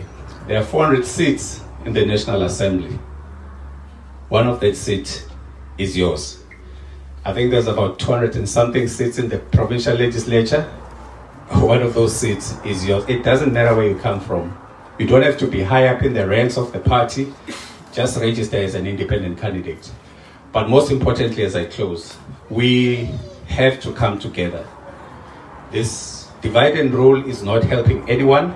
We are not going to get anywhere. We're going to kill ourselves. We are going to fragment this country into race, fragment this country into politics, fragment this country into religion, and whatever you call it. Now is the time for all of us to band together and change this country. Thank you very much. Thank you, Mr. Bayala. Our next speaker is Brandon Pillay. Thank you very much, Program Director.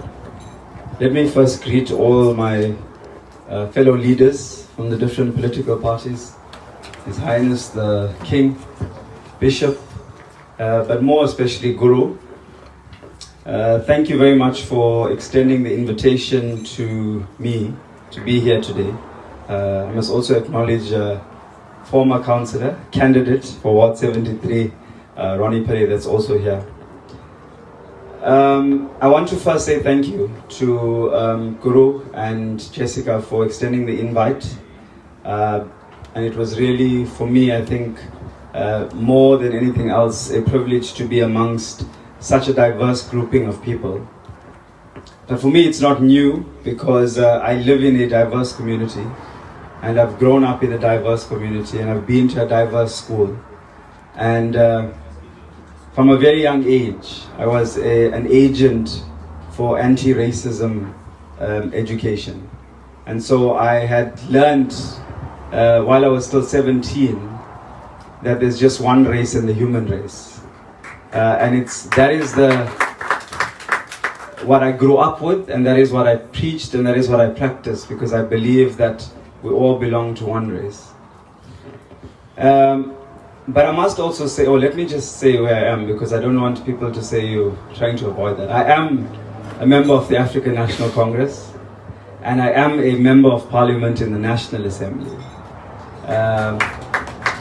The only Indian MP from KZN in the National Assembly under the ANC. And I'll tell you that I'm proud of it, while we may have heard everything else that we've heard today. I'm saying that I'm proud because, like Guru said, I started at the age of 17 in Bayview, Chatsworth, and never thought that one day I will get to the National Assembly, which is the highest office of the land. And it was my political party and home that identified the leadership in me that allowed me to be deployed in the National Assembly. But I'm not here to politic, and I'm not going to defend my organization. I want to start by saying that the segregation in our families as an Indian community actually started from us in the home.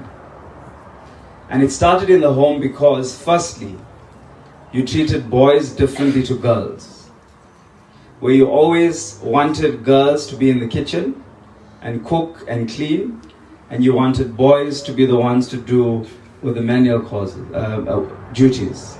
And so as they grow up, women believe that that's where they need to be, because that's what we've inculcated in them. But when you fast forward, you find the transformation and development of women, that they can be able to take and do anything that a man can do. When I'm talking about the secular world, that they can be able to take any position, and they can be able to do exactly what men can do. And then we have the stereotype of, and we still do it by the way, that pink is for girls and blue is for boys. And we still do it. When you have your gender reveals and you have your baby showers, it sticks to the color. And you would dress up the boy in blue and the girl in pink. And that's what they learn, that there's the separation of color because there's boys and there's girls. And then you also segregate each other because we have different denominations under one faith. I believe you're Hindu, but then I only learned that as you go along, that under that there is hundreds, maybe thousands, of different types of denominations. And I'll tell you one thing that stood out for me, and I was still much younger, when they were celebrating the 150-year arrival of Indians in South Africa, and the Hindi and the Tamil fighting each other about what should be on the program and what shouldn't be on the program. And then you have Diwali, where you can't agree on one day, and then you have to have the 2 days because there's the north and the south. And then every year after year, they decided to alternate. One takes this day and the other takes that day. And it's not just in Hinduism, it's in Christianity. Because there are different denominations of Christians. Some that believe we do this and do that. And I'm not saying that any one of them is wrong. But I'm trying to tell you the point about segregation. That even while you are still praying to the same God, you have segregated yourself. Because you've separated from the different beliefs that you have. But this here speaks differently. And that's why I want to emphasize the point. It says that irrespective of your segregation, we want to be oneness, and we want to be able to believe in that oneness. And that for me, Guru, I want to salute. And that I want to applaud. Because that is what it is about. It's about the oneness. And if there's anything else you may have forgotten, there's one thing you will remember if I say this. When we die, it's either you're being buried or cremated, whatever your choice was. There is no different incinerator or crematorium for Christians and Hindus. You actually go through that furnace, whether you're Christian, whether you are Hindu. The same grave, Okay, in the Muslim community, they have a different grave. But everybody else would end up being there. Sometimes you are buried in a grave of somebody else. You don't know what religion that was, but you are buried in that grave. And so when you die, there is no segregation. So why not the living promote this oneness while you're alive? And for me, that is the message of hope. It's a message of saying that we come together as one, as communities, and we are able to say that we embrace each other, but more than embrace each other, we learn to appreciate the value that you bring to my oneness. Because every one of us have something different that we bring to the party. And so it's important for us to be able to promote that oneness, irrespective of your language, irrespective of your color, irrespective of your religion. It's about coming together as one. And so for me, social cohesion, Guru, is the most important. Because if we don't teach our children from now that the person out there is not the Bamba, because that's what you said when they were growing up. And so children grow up believing that that person is danger. We've inculcated this into our children. And that is what we need to change. The stereotype that we have created in our families. And I don't want to touch on the political side of it, but in parting, my belief is that when there's a problem at home, I don't leave home. I stay at home and I fix it. And that is why my blood will still remain black, green and gold, because I want to fix it. And that's the reason I want to stay there and fix it. Because I believe that we can, and we can do that. And you must not run away from the fact that we inherited many years of rule. What you see now is because you are made aware of it. You don't know about the billions that was stolen from us during the apartheid government. You don't know that because you were never told that. You never had the right to know that. You never had the right to get that information. Now you're getting this information because it's out there in the public domain. And so everything you hear that the media tells you speaks of the corruption. But the media fails to highlight the positives and the goods that happens daily, not just in one country or one province or one city, but across the country. The gains that have been made and the gains that will continue to be made. And we are saying that yes, there is more that has to be done and there's more that must be done. And so I respect everything else, Guru. We may differ on political views, but it doesn't mean that I don't respect your view. I was saying to the gentleman who left, I had the opportunity to debate with Musi during this whole electoral amendment bill. And I'm so glad he took the advice that the independent wasn't going to work, register a political party, and he did. Because really, an independent represents one person. And even if you get more votes, you get one seat. So for me, it's about how you can engage on the same platform, but when I walk out of there, we are still friends. And that's what happens in Parliament. You debate, you have your own ideologies. I love that thing that Guru said about opposition. You know, I said it when I arrived there. Parliament's not for me. Because the only thing you do is you oppose everything that you hear.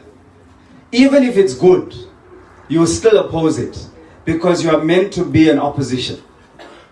So even when there's something good, you won't vote for it. Because you know that you're supposed to be an opposition. That's your role, is to be an opposition. But if they decided to come together and for the betterment of society say, but this is a good thing, let's support this because it's good, then you'll be able to better everything. And I see Guru loves songs, so I'm going to sing him a song before I leave. Sing it now. Sing it now.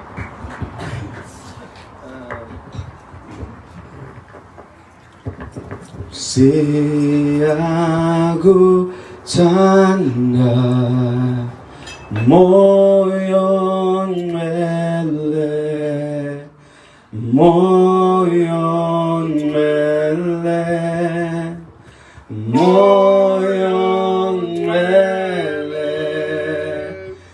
siyakuthanda moyo ngcwele, moyo ngcwele, moyo ngcwele, siyakuthanda moyo ngcwele, moyo ngcwele, moyo ngcwele.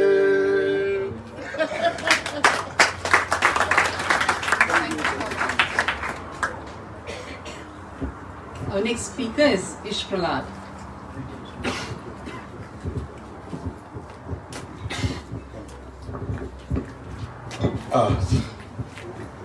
Thank you, Guruji, for inviting me for this occasion.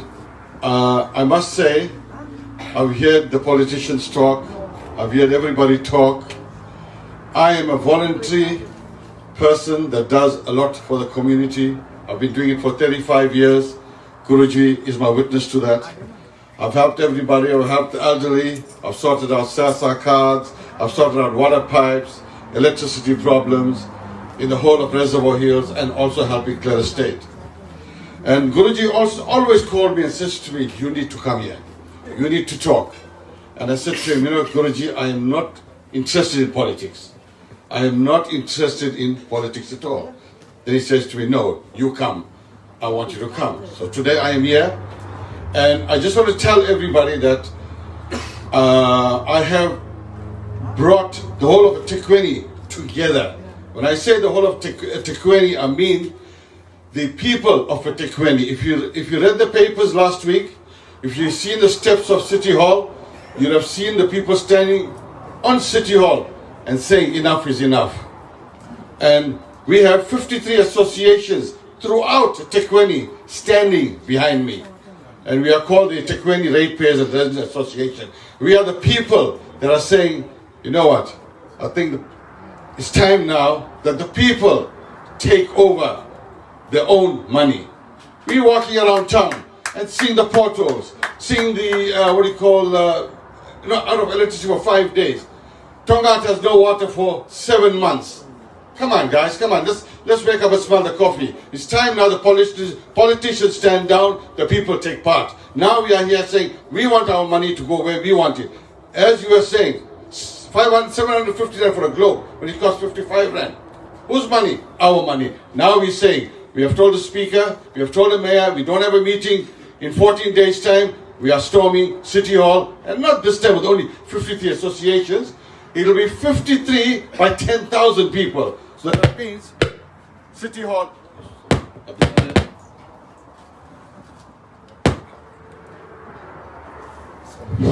Okay, I think the speaker was frightened of me as well.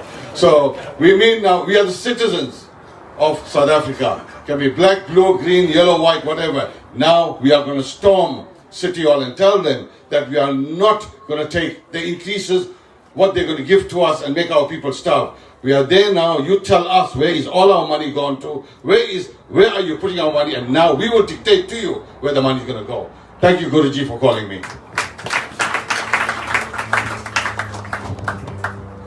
Thank you. The next item will be by Cohesion.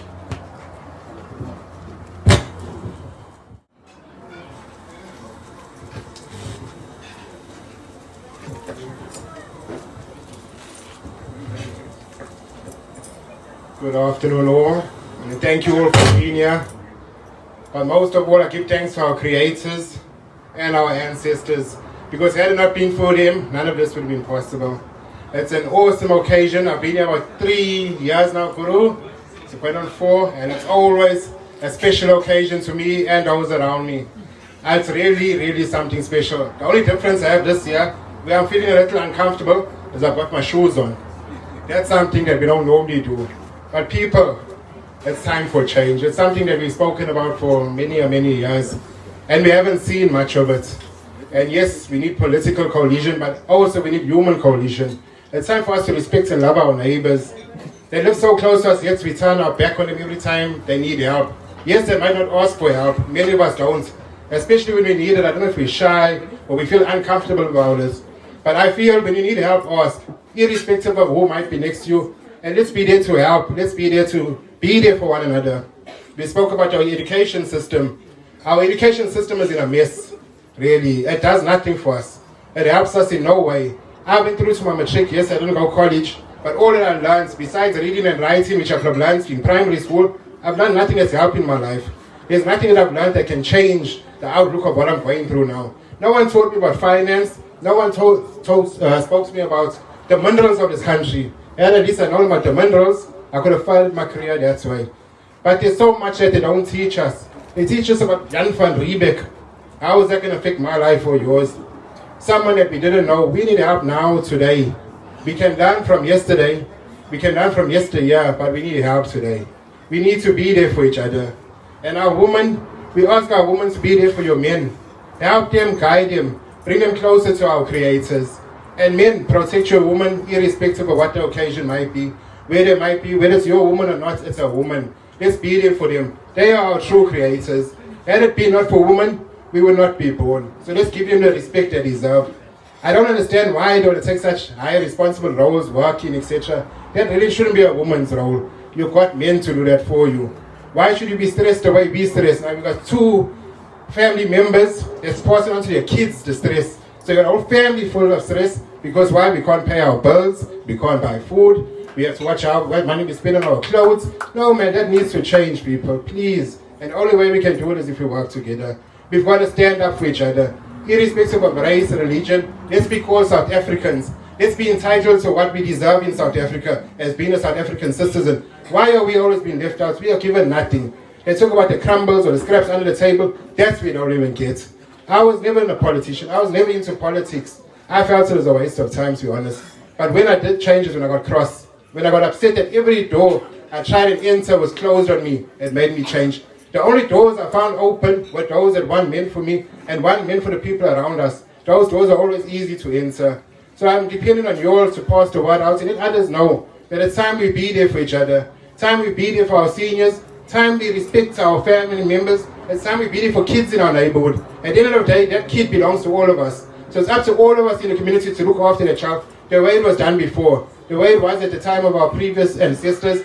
So when times are good, yes, we are advanced, we got so much technology, we got cell phones, it's easy for us to communicate, we got so much, but yes, we are so sad.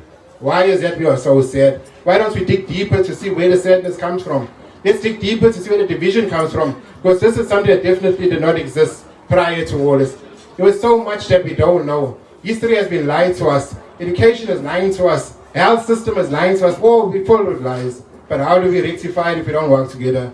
How do we rectify it if we don't be honest with each other? Let's bring about change, people. Let's be there for honor. Let's love each other irrespective of your race, your religion. Let's support each other.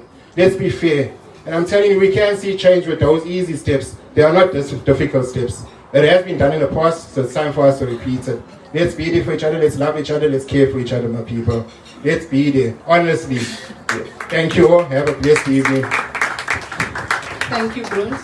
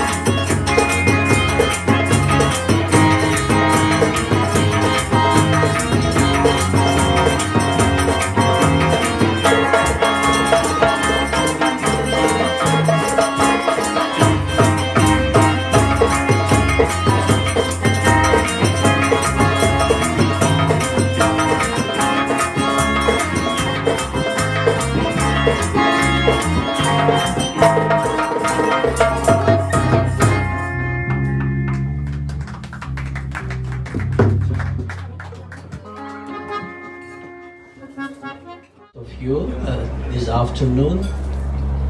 These are the occasions of great richness, a diverse togetherness, which really gives us a hope for the future. It's indeed an honor for me to be here. My name is Mehmet Kaya. I'm from Turquoise Harmony Institute, which is an interfaith, intercultural institution which promotes love, tolerance, accepting each other, social cohesion. In 2019, I was invited to Australia by Western Sydney University to do a presentation on social cohesion, which was an international conference. I delivered my paper there, and our intention that time to go there, one of the main motive was to invite and to host that social cohesion conference here in South Africa. But unfortunately, because of the COVID and other things, it didn't take in place, but it's still in our agenda. But what we are doing, I think I have to mention that we have a project called Social Cohesion Competition among high school learners. I think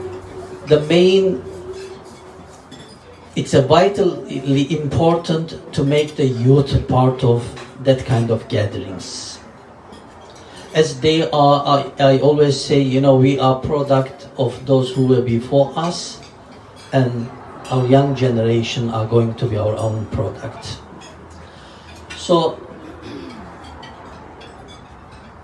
that kind of gatherings, indeed, it's an amazing opportunity for us to know each other. And our motto is, so we may know one another. In Turkey, we have saying, which it goes like this. We say, we as human beings, we are enemy of what we don't know. More we know each other, more we become friends. As 13th century great poet, spiritual master Rumi, he says, even if we are not brothers and sisters in faith and religion, isn't it enough that we all are brothers and sisters in humanity? And he says that, come, whomever you are. Our doors are not the doors of despair. Our caravan is caravan of hope. So we have the spiritual stamp of our Lord, our Creator, which cannot be imitated. Isn't it enough that we were created, or we are product of same factory? Let's respect each other. Let's come around the table, discuss our problems, and all the previous speakers before me have mentioned amazing points. So I'm not going to contaminate that by adding extras, but I just want to say that, all the, Guruji, when you mentioned that pothole, I used to say the problems and challenges which are facing us as young generation, our youth, those challenges are not differentiating or says that this is a Hindu young, or this is a Christian young, this is a Muslim young, or this is a, Buddhist young, or the African traditional. No, it's not. It is our challenge. If the pothole affecting each and every of our vehicles, so my only solution may not help or may not be enough. So we need to come around the table and then listen the solutions of others as well, brothers and sisters. So your solution might work better than mine. So we need to know each other. So once again, Guruji, thank you very much for the lovely invite. I'm truly honored to be here and looking forward, keeping in touch with each and every of you. Thank you very much. Thank you. Okay, we saved the last, for the best for last, should I say. Katseleto B. Kulu. Okay. read something from him right before you go. Let him read something quickly. Okay, no problem. Thank you very much, Program Director. Like you said, I'm Kaya Kolo, all the way from Eastern Cape in Matachen, a small town called Matachen. I'm Guruji, so entertained. I love the band. Can you take the pen with us? Okay, I'll start by greeting everyone by saying good afternoon, namaste, salam alaikum, sanbonani tumelan, abari, bonjour, to my king there, Merhaba, where's the leader from Turkey? Thanks. I'd like to just appreciate this event and to thank God for giving us such a leader like Guruji. You are a rare breed. Few leaders are like you to bring on all of us together in our diversity. I noted a few things on your opening about religious people participating on politics.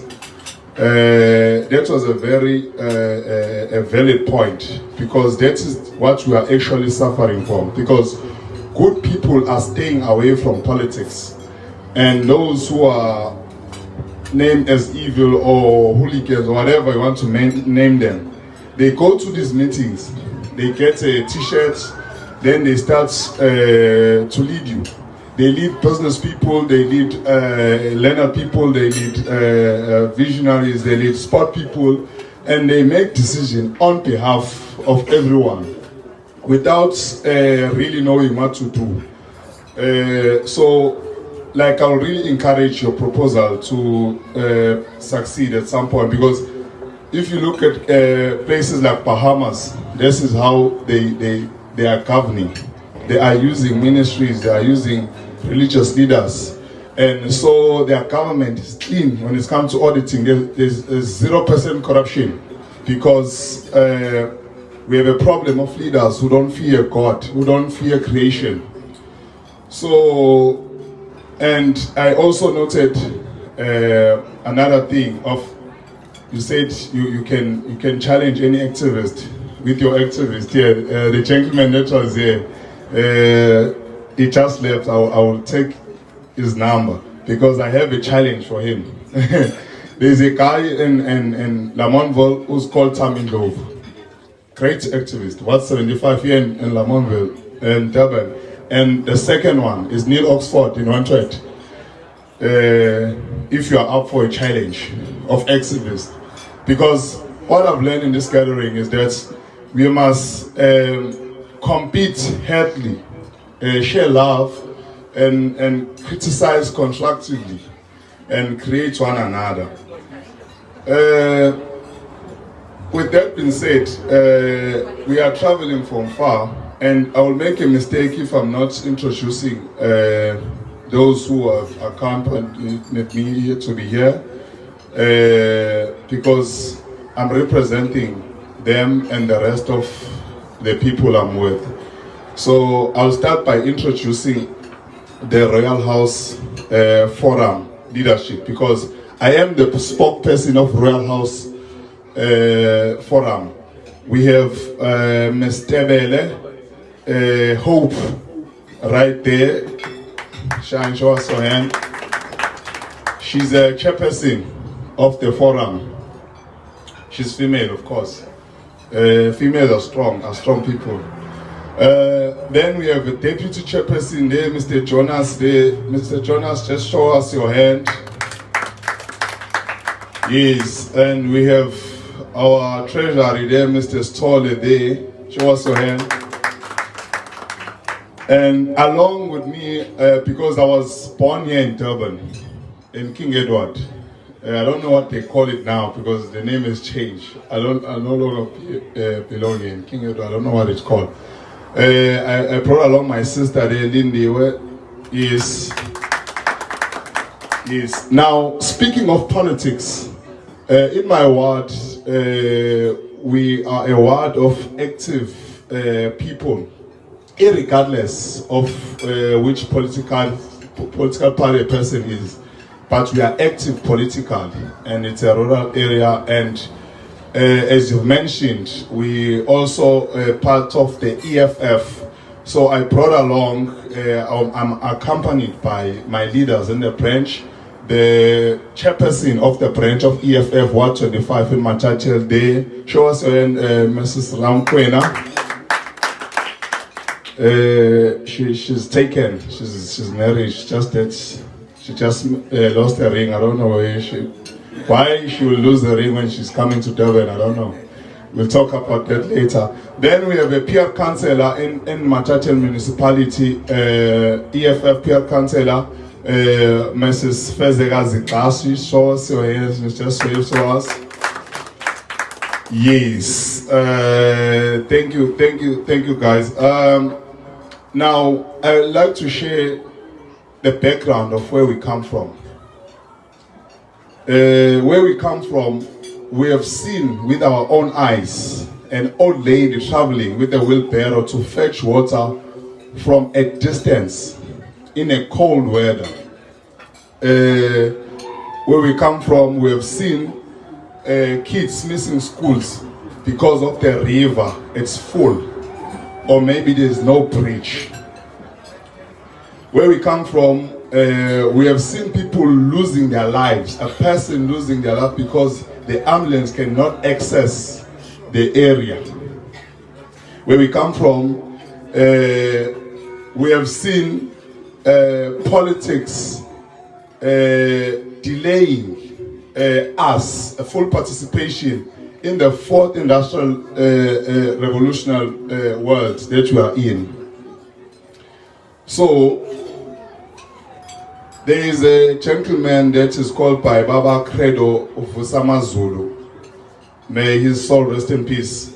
Baba Credo Vusamazulu will tell us that we always had advanced technology, even before colonial. We were always civilized.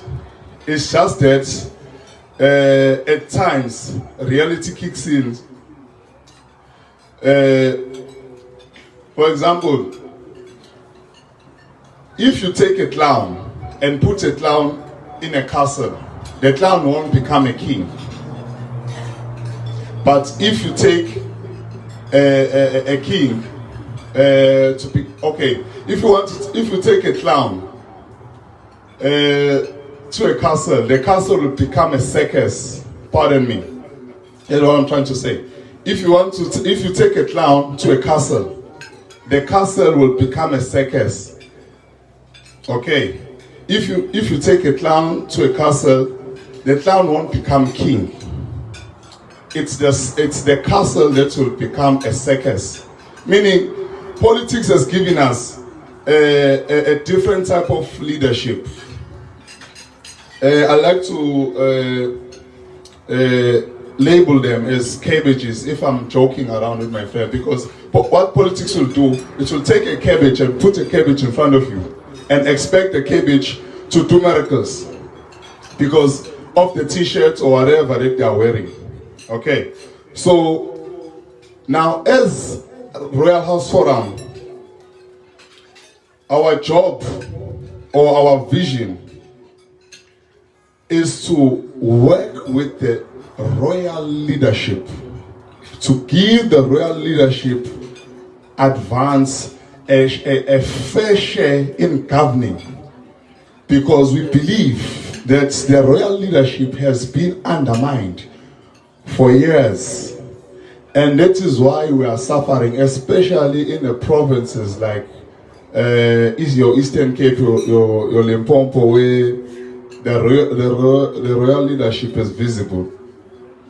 Now we are also not interested as to how did you come about to be a king or to be a chief, but we are interested in working with you in improving your kingdom or your chieftaincy. so that you recognize the responsibility that you hold. Because the future, we believe as Royal House Forum, that the future amongst us Africans is on the kings, on the queens, because they are the original owners of the land, not politics. Now, our job as Royal House Forum is to bridge the gap between the ordinary citizen and the kingdom or the chieftaincy, because there is a gap in between. There is a parallel movement between the king and us, the people. So our job as Royal House Forum is to bridge that gap, to bring everyone along, so that the king elaborates and educates their responsibilities and their histories as to who are they. And the citizen get educated as to who are the kings, who are the queens. Now, with that, we truly believe that the politics and this system we are using was never designed to do justice to South Africans and Africans as a whole. Hence, it undermines the powers of royal leadership. The powers of royal leadership such to extend its even divides them to certain group. Now the royal leadership feel like they are obliged to report to the senior politicians in governance, and those who do not report to the senior politicians in governance, they are not recognized, of which we believe the system is upside down. The politicians should report to the kings. Now, together with my fellow colleagues, we are looking forward to work with every king, every chief in the country, even abroad, to enforce true leadership, to enforce true governance. Why? Because a king or a chief does not have a term of office. So the politician comes in today, sits for 5 years, and the next 5 years it's another politician sitting. And we have recognized, and we have in our research, because we do research these things, in our research we have discovered that even the investors from abroad, they have no confidence in the system. They have no confidence in the municipalities because of corruption, because of politics and everything. Now the world is shifting elsewhere. And thank you very much, Guruji, for having such an occasion. We need leaders like this now. If we do one thing and it doesn't change, it means, in fact, if the leader does not address the problem, the leader becomes part of the problem. So politics is part of the problem. And religion, because so much people have faith in different type of religion, and they are so organized and they are so loyal. Only if they can shift that mentality and focus on the well-being of each other, on how to get out of this mess. And we truly believe as Royal House Forum that politics is not the correct vehicle. But also, it's a reality that we are faced with right now, currently. Because if I stand there in front of you and start talking about my name and my surname and start telling you these things, and you'll wonder where this guy come from. Which political party does he come from? Yes, I am an EFF member. By virtue of understanding the struggle that is within the area that I live. But actually, I'm not a politician. I'm an activist of African brothers and sisters, as Guru has elaborated. Now, I'll give you a typical example of politics failing. If you go to Mhlanga, you're sent in, there is no need for a councillor. A councillor there is rendered useless, because a councillor there is a person who's only collecting a rate, who's making sure that people are paying their electricity bill, the streets are clean. No one there is looking for an RDP or any EPWP job. So it's difficult for a councillor or a politician to go and canvass there, because the councillor has no relevancy there. So we need to recheck the system. So that, because the system, it is the one that makes us turn against each other, start calling each other by names and colors and everything. It is the system. So if you want to make a difference, we need to review the system. We need to check thorough the system. Does it work the same way in Reservoir Hills and Lamontville? Do we need the same system in Bluff and in a township or in Matatiel Area C? Do we need to use the same system? Are we dealing with the same kind of people? When you come to a township, there a councillor is relevant, because we are dealing with working class people who are gathered to come closer to opportunities to get something. So there is no king, there's no chief there. So let us see amongst ourselves who we can elect, so that they become a councillor. Then they will champion the service delivery issues. We'll talk to them. We choose the best. That's the idea, to choose the best in terms of understanding how the world works.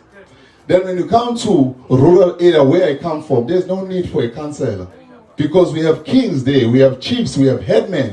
We have already a well-established structures. So what is the use of a councillor? The councillor comes with service delivery and undermines the royal leadership. So, with all that being said, as I have said, that the investors from outside the country have no longer have confidence in the system. They are starting to have confidence in the royal leaderships. Hence, it does not have a term of office, and we have a problem of leaders or politicians, should I say, because they do not value integrity, they do not value transparency, and they do not fear God. It's a problem to have a leader that does not fear God. It's at your corner somewhere. You need to have your own God that you are afraid of. That is what we need to encourage. Have some fear to take something that does not belong to you. Have some fear. I cannot sit down without mentioning this. We are lucky as a new established forum that was established last year. We've been working well with other real leadership. We encourage to work with others also. We had made some communication with the EFF at a national level. Leadership commissar who goes by the name of Matthias, who did a deployment on our program that was held in Matat Gardens, where we engaged with Kingdom of Batputi, and they deployed the provincial secretary Simtembile Matigizela and Commissar Zimlindile Vena on that program. EFF is the only organization that responded to sit with us so far. Hope many more can come and join, because we are not here to promote EFF, but we are here to tell what is happening. So we are also inviting other political parties to join in and engage with our forum to say, come, if you want to go to Eastern Cape, we have a pack of royal leadership. Come to them. elaborate to them as to, in your program, as VF Plus, I beg your pardon to make a typical example about you because you are here. Come and sit with us. Tell us, VF Plus, in your vision, do you first see yourself governing the country? Okay, I see myself governing a country only if you assist us govern. We are sure. Okay, where do you see us as royal leadership? What is your program of action as royal leadership? Where do you see us? What is the program that is drafted for us? That will show that you want to promote this kind of leadership because you have to promote it. You cannot undermine. And so, in just a few, I just want to make a typical example. In Matatian and Manfledge, also partly of Lesotho, Kacha, where we reside, it's near Kacha. There is vast of land. There's so much fertile land and there are beautiful mountains. Your Drakensberg mountain cross that side. And tourists can come in, they come in and out. And a lot of people are interested to come and invest so that they address these issues of unnecessary poverty. I call it unnecessary poverty because they are man-made, they are created. So the problem is with the politicians. The problem is with the municipality because when an investor comes and Hope come with the investor, then they will check who's Hope. What is in for you? What is in for us? So if there's nothing for us, then we are not doing this project. So that is the reality that we are faced with. So in the meantime, we must agree on one thing, that politics is on the top of the food chain. So it is a current relevant vehicle that we must use to get where we want to go, all of us, to have access to the economy, to have access to medical healthcare, education, and other relevant things in our beings. Let me just thank you for this opportunity, Mr. Guru. Hence, my understanding will be sharing the clip online so that for the benefits of other real people who want to know our contact, my number is 072-3347787, and an alternative number is 076-8419-807. Our email is wild.knowledge@gmail.com. Let me repeat that one because sometimes it doesn't sound. Is wild, yes, wild, then dot, then wide, then dot, knowledge at gmail.com. Thank you very much for being direct. Thank you, Kapnaletu. Bishop, you've got to share a few words before you go.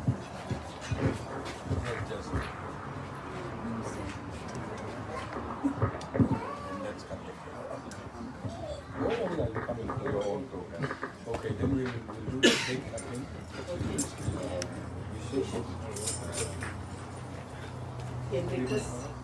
Happy 51st birthday. Happy 51st birthday, Vishwadhar. And you're going to assist. We're going to have you, we're going to have Archbishop, Henry and Bruce, the 4 different races, to cut the cake of Lord Ramanuj's 1006th birthday together with your 51st birthday. Thank you. I gave him, I think, 11 years.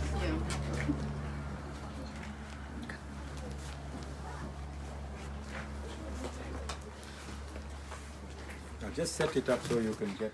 To you, happy birthday to you, happy birthday to you,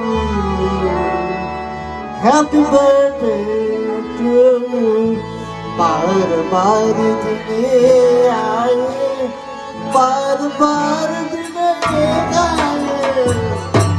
बार दिन आए, बार बार दिन आए, दुनिया हजारों साल ये मेरी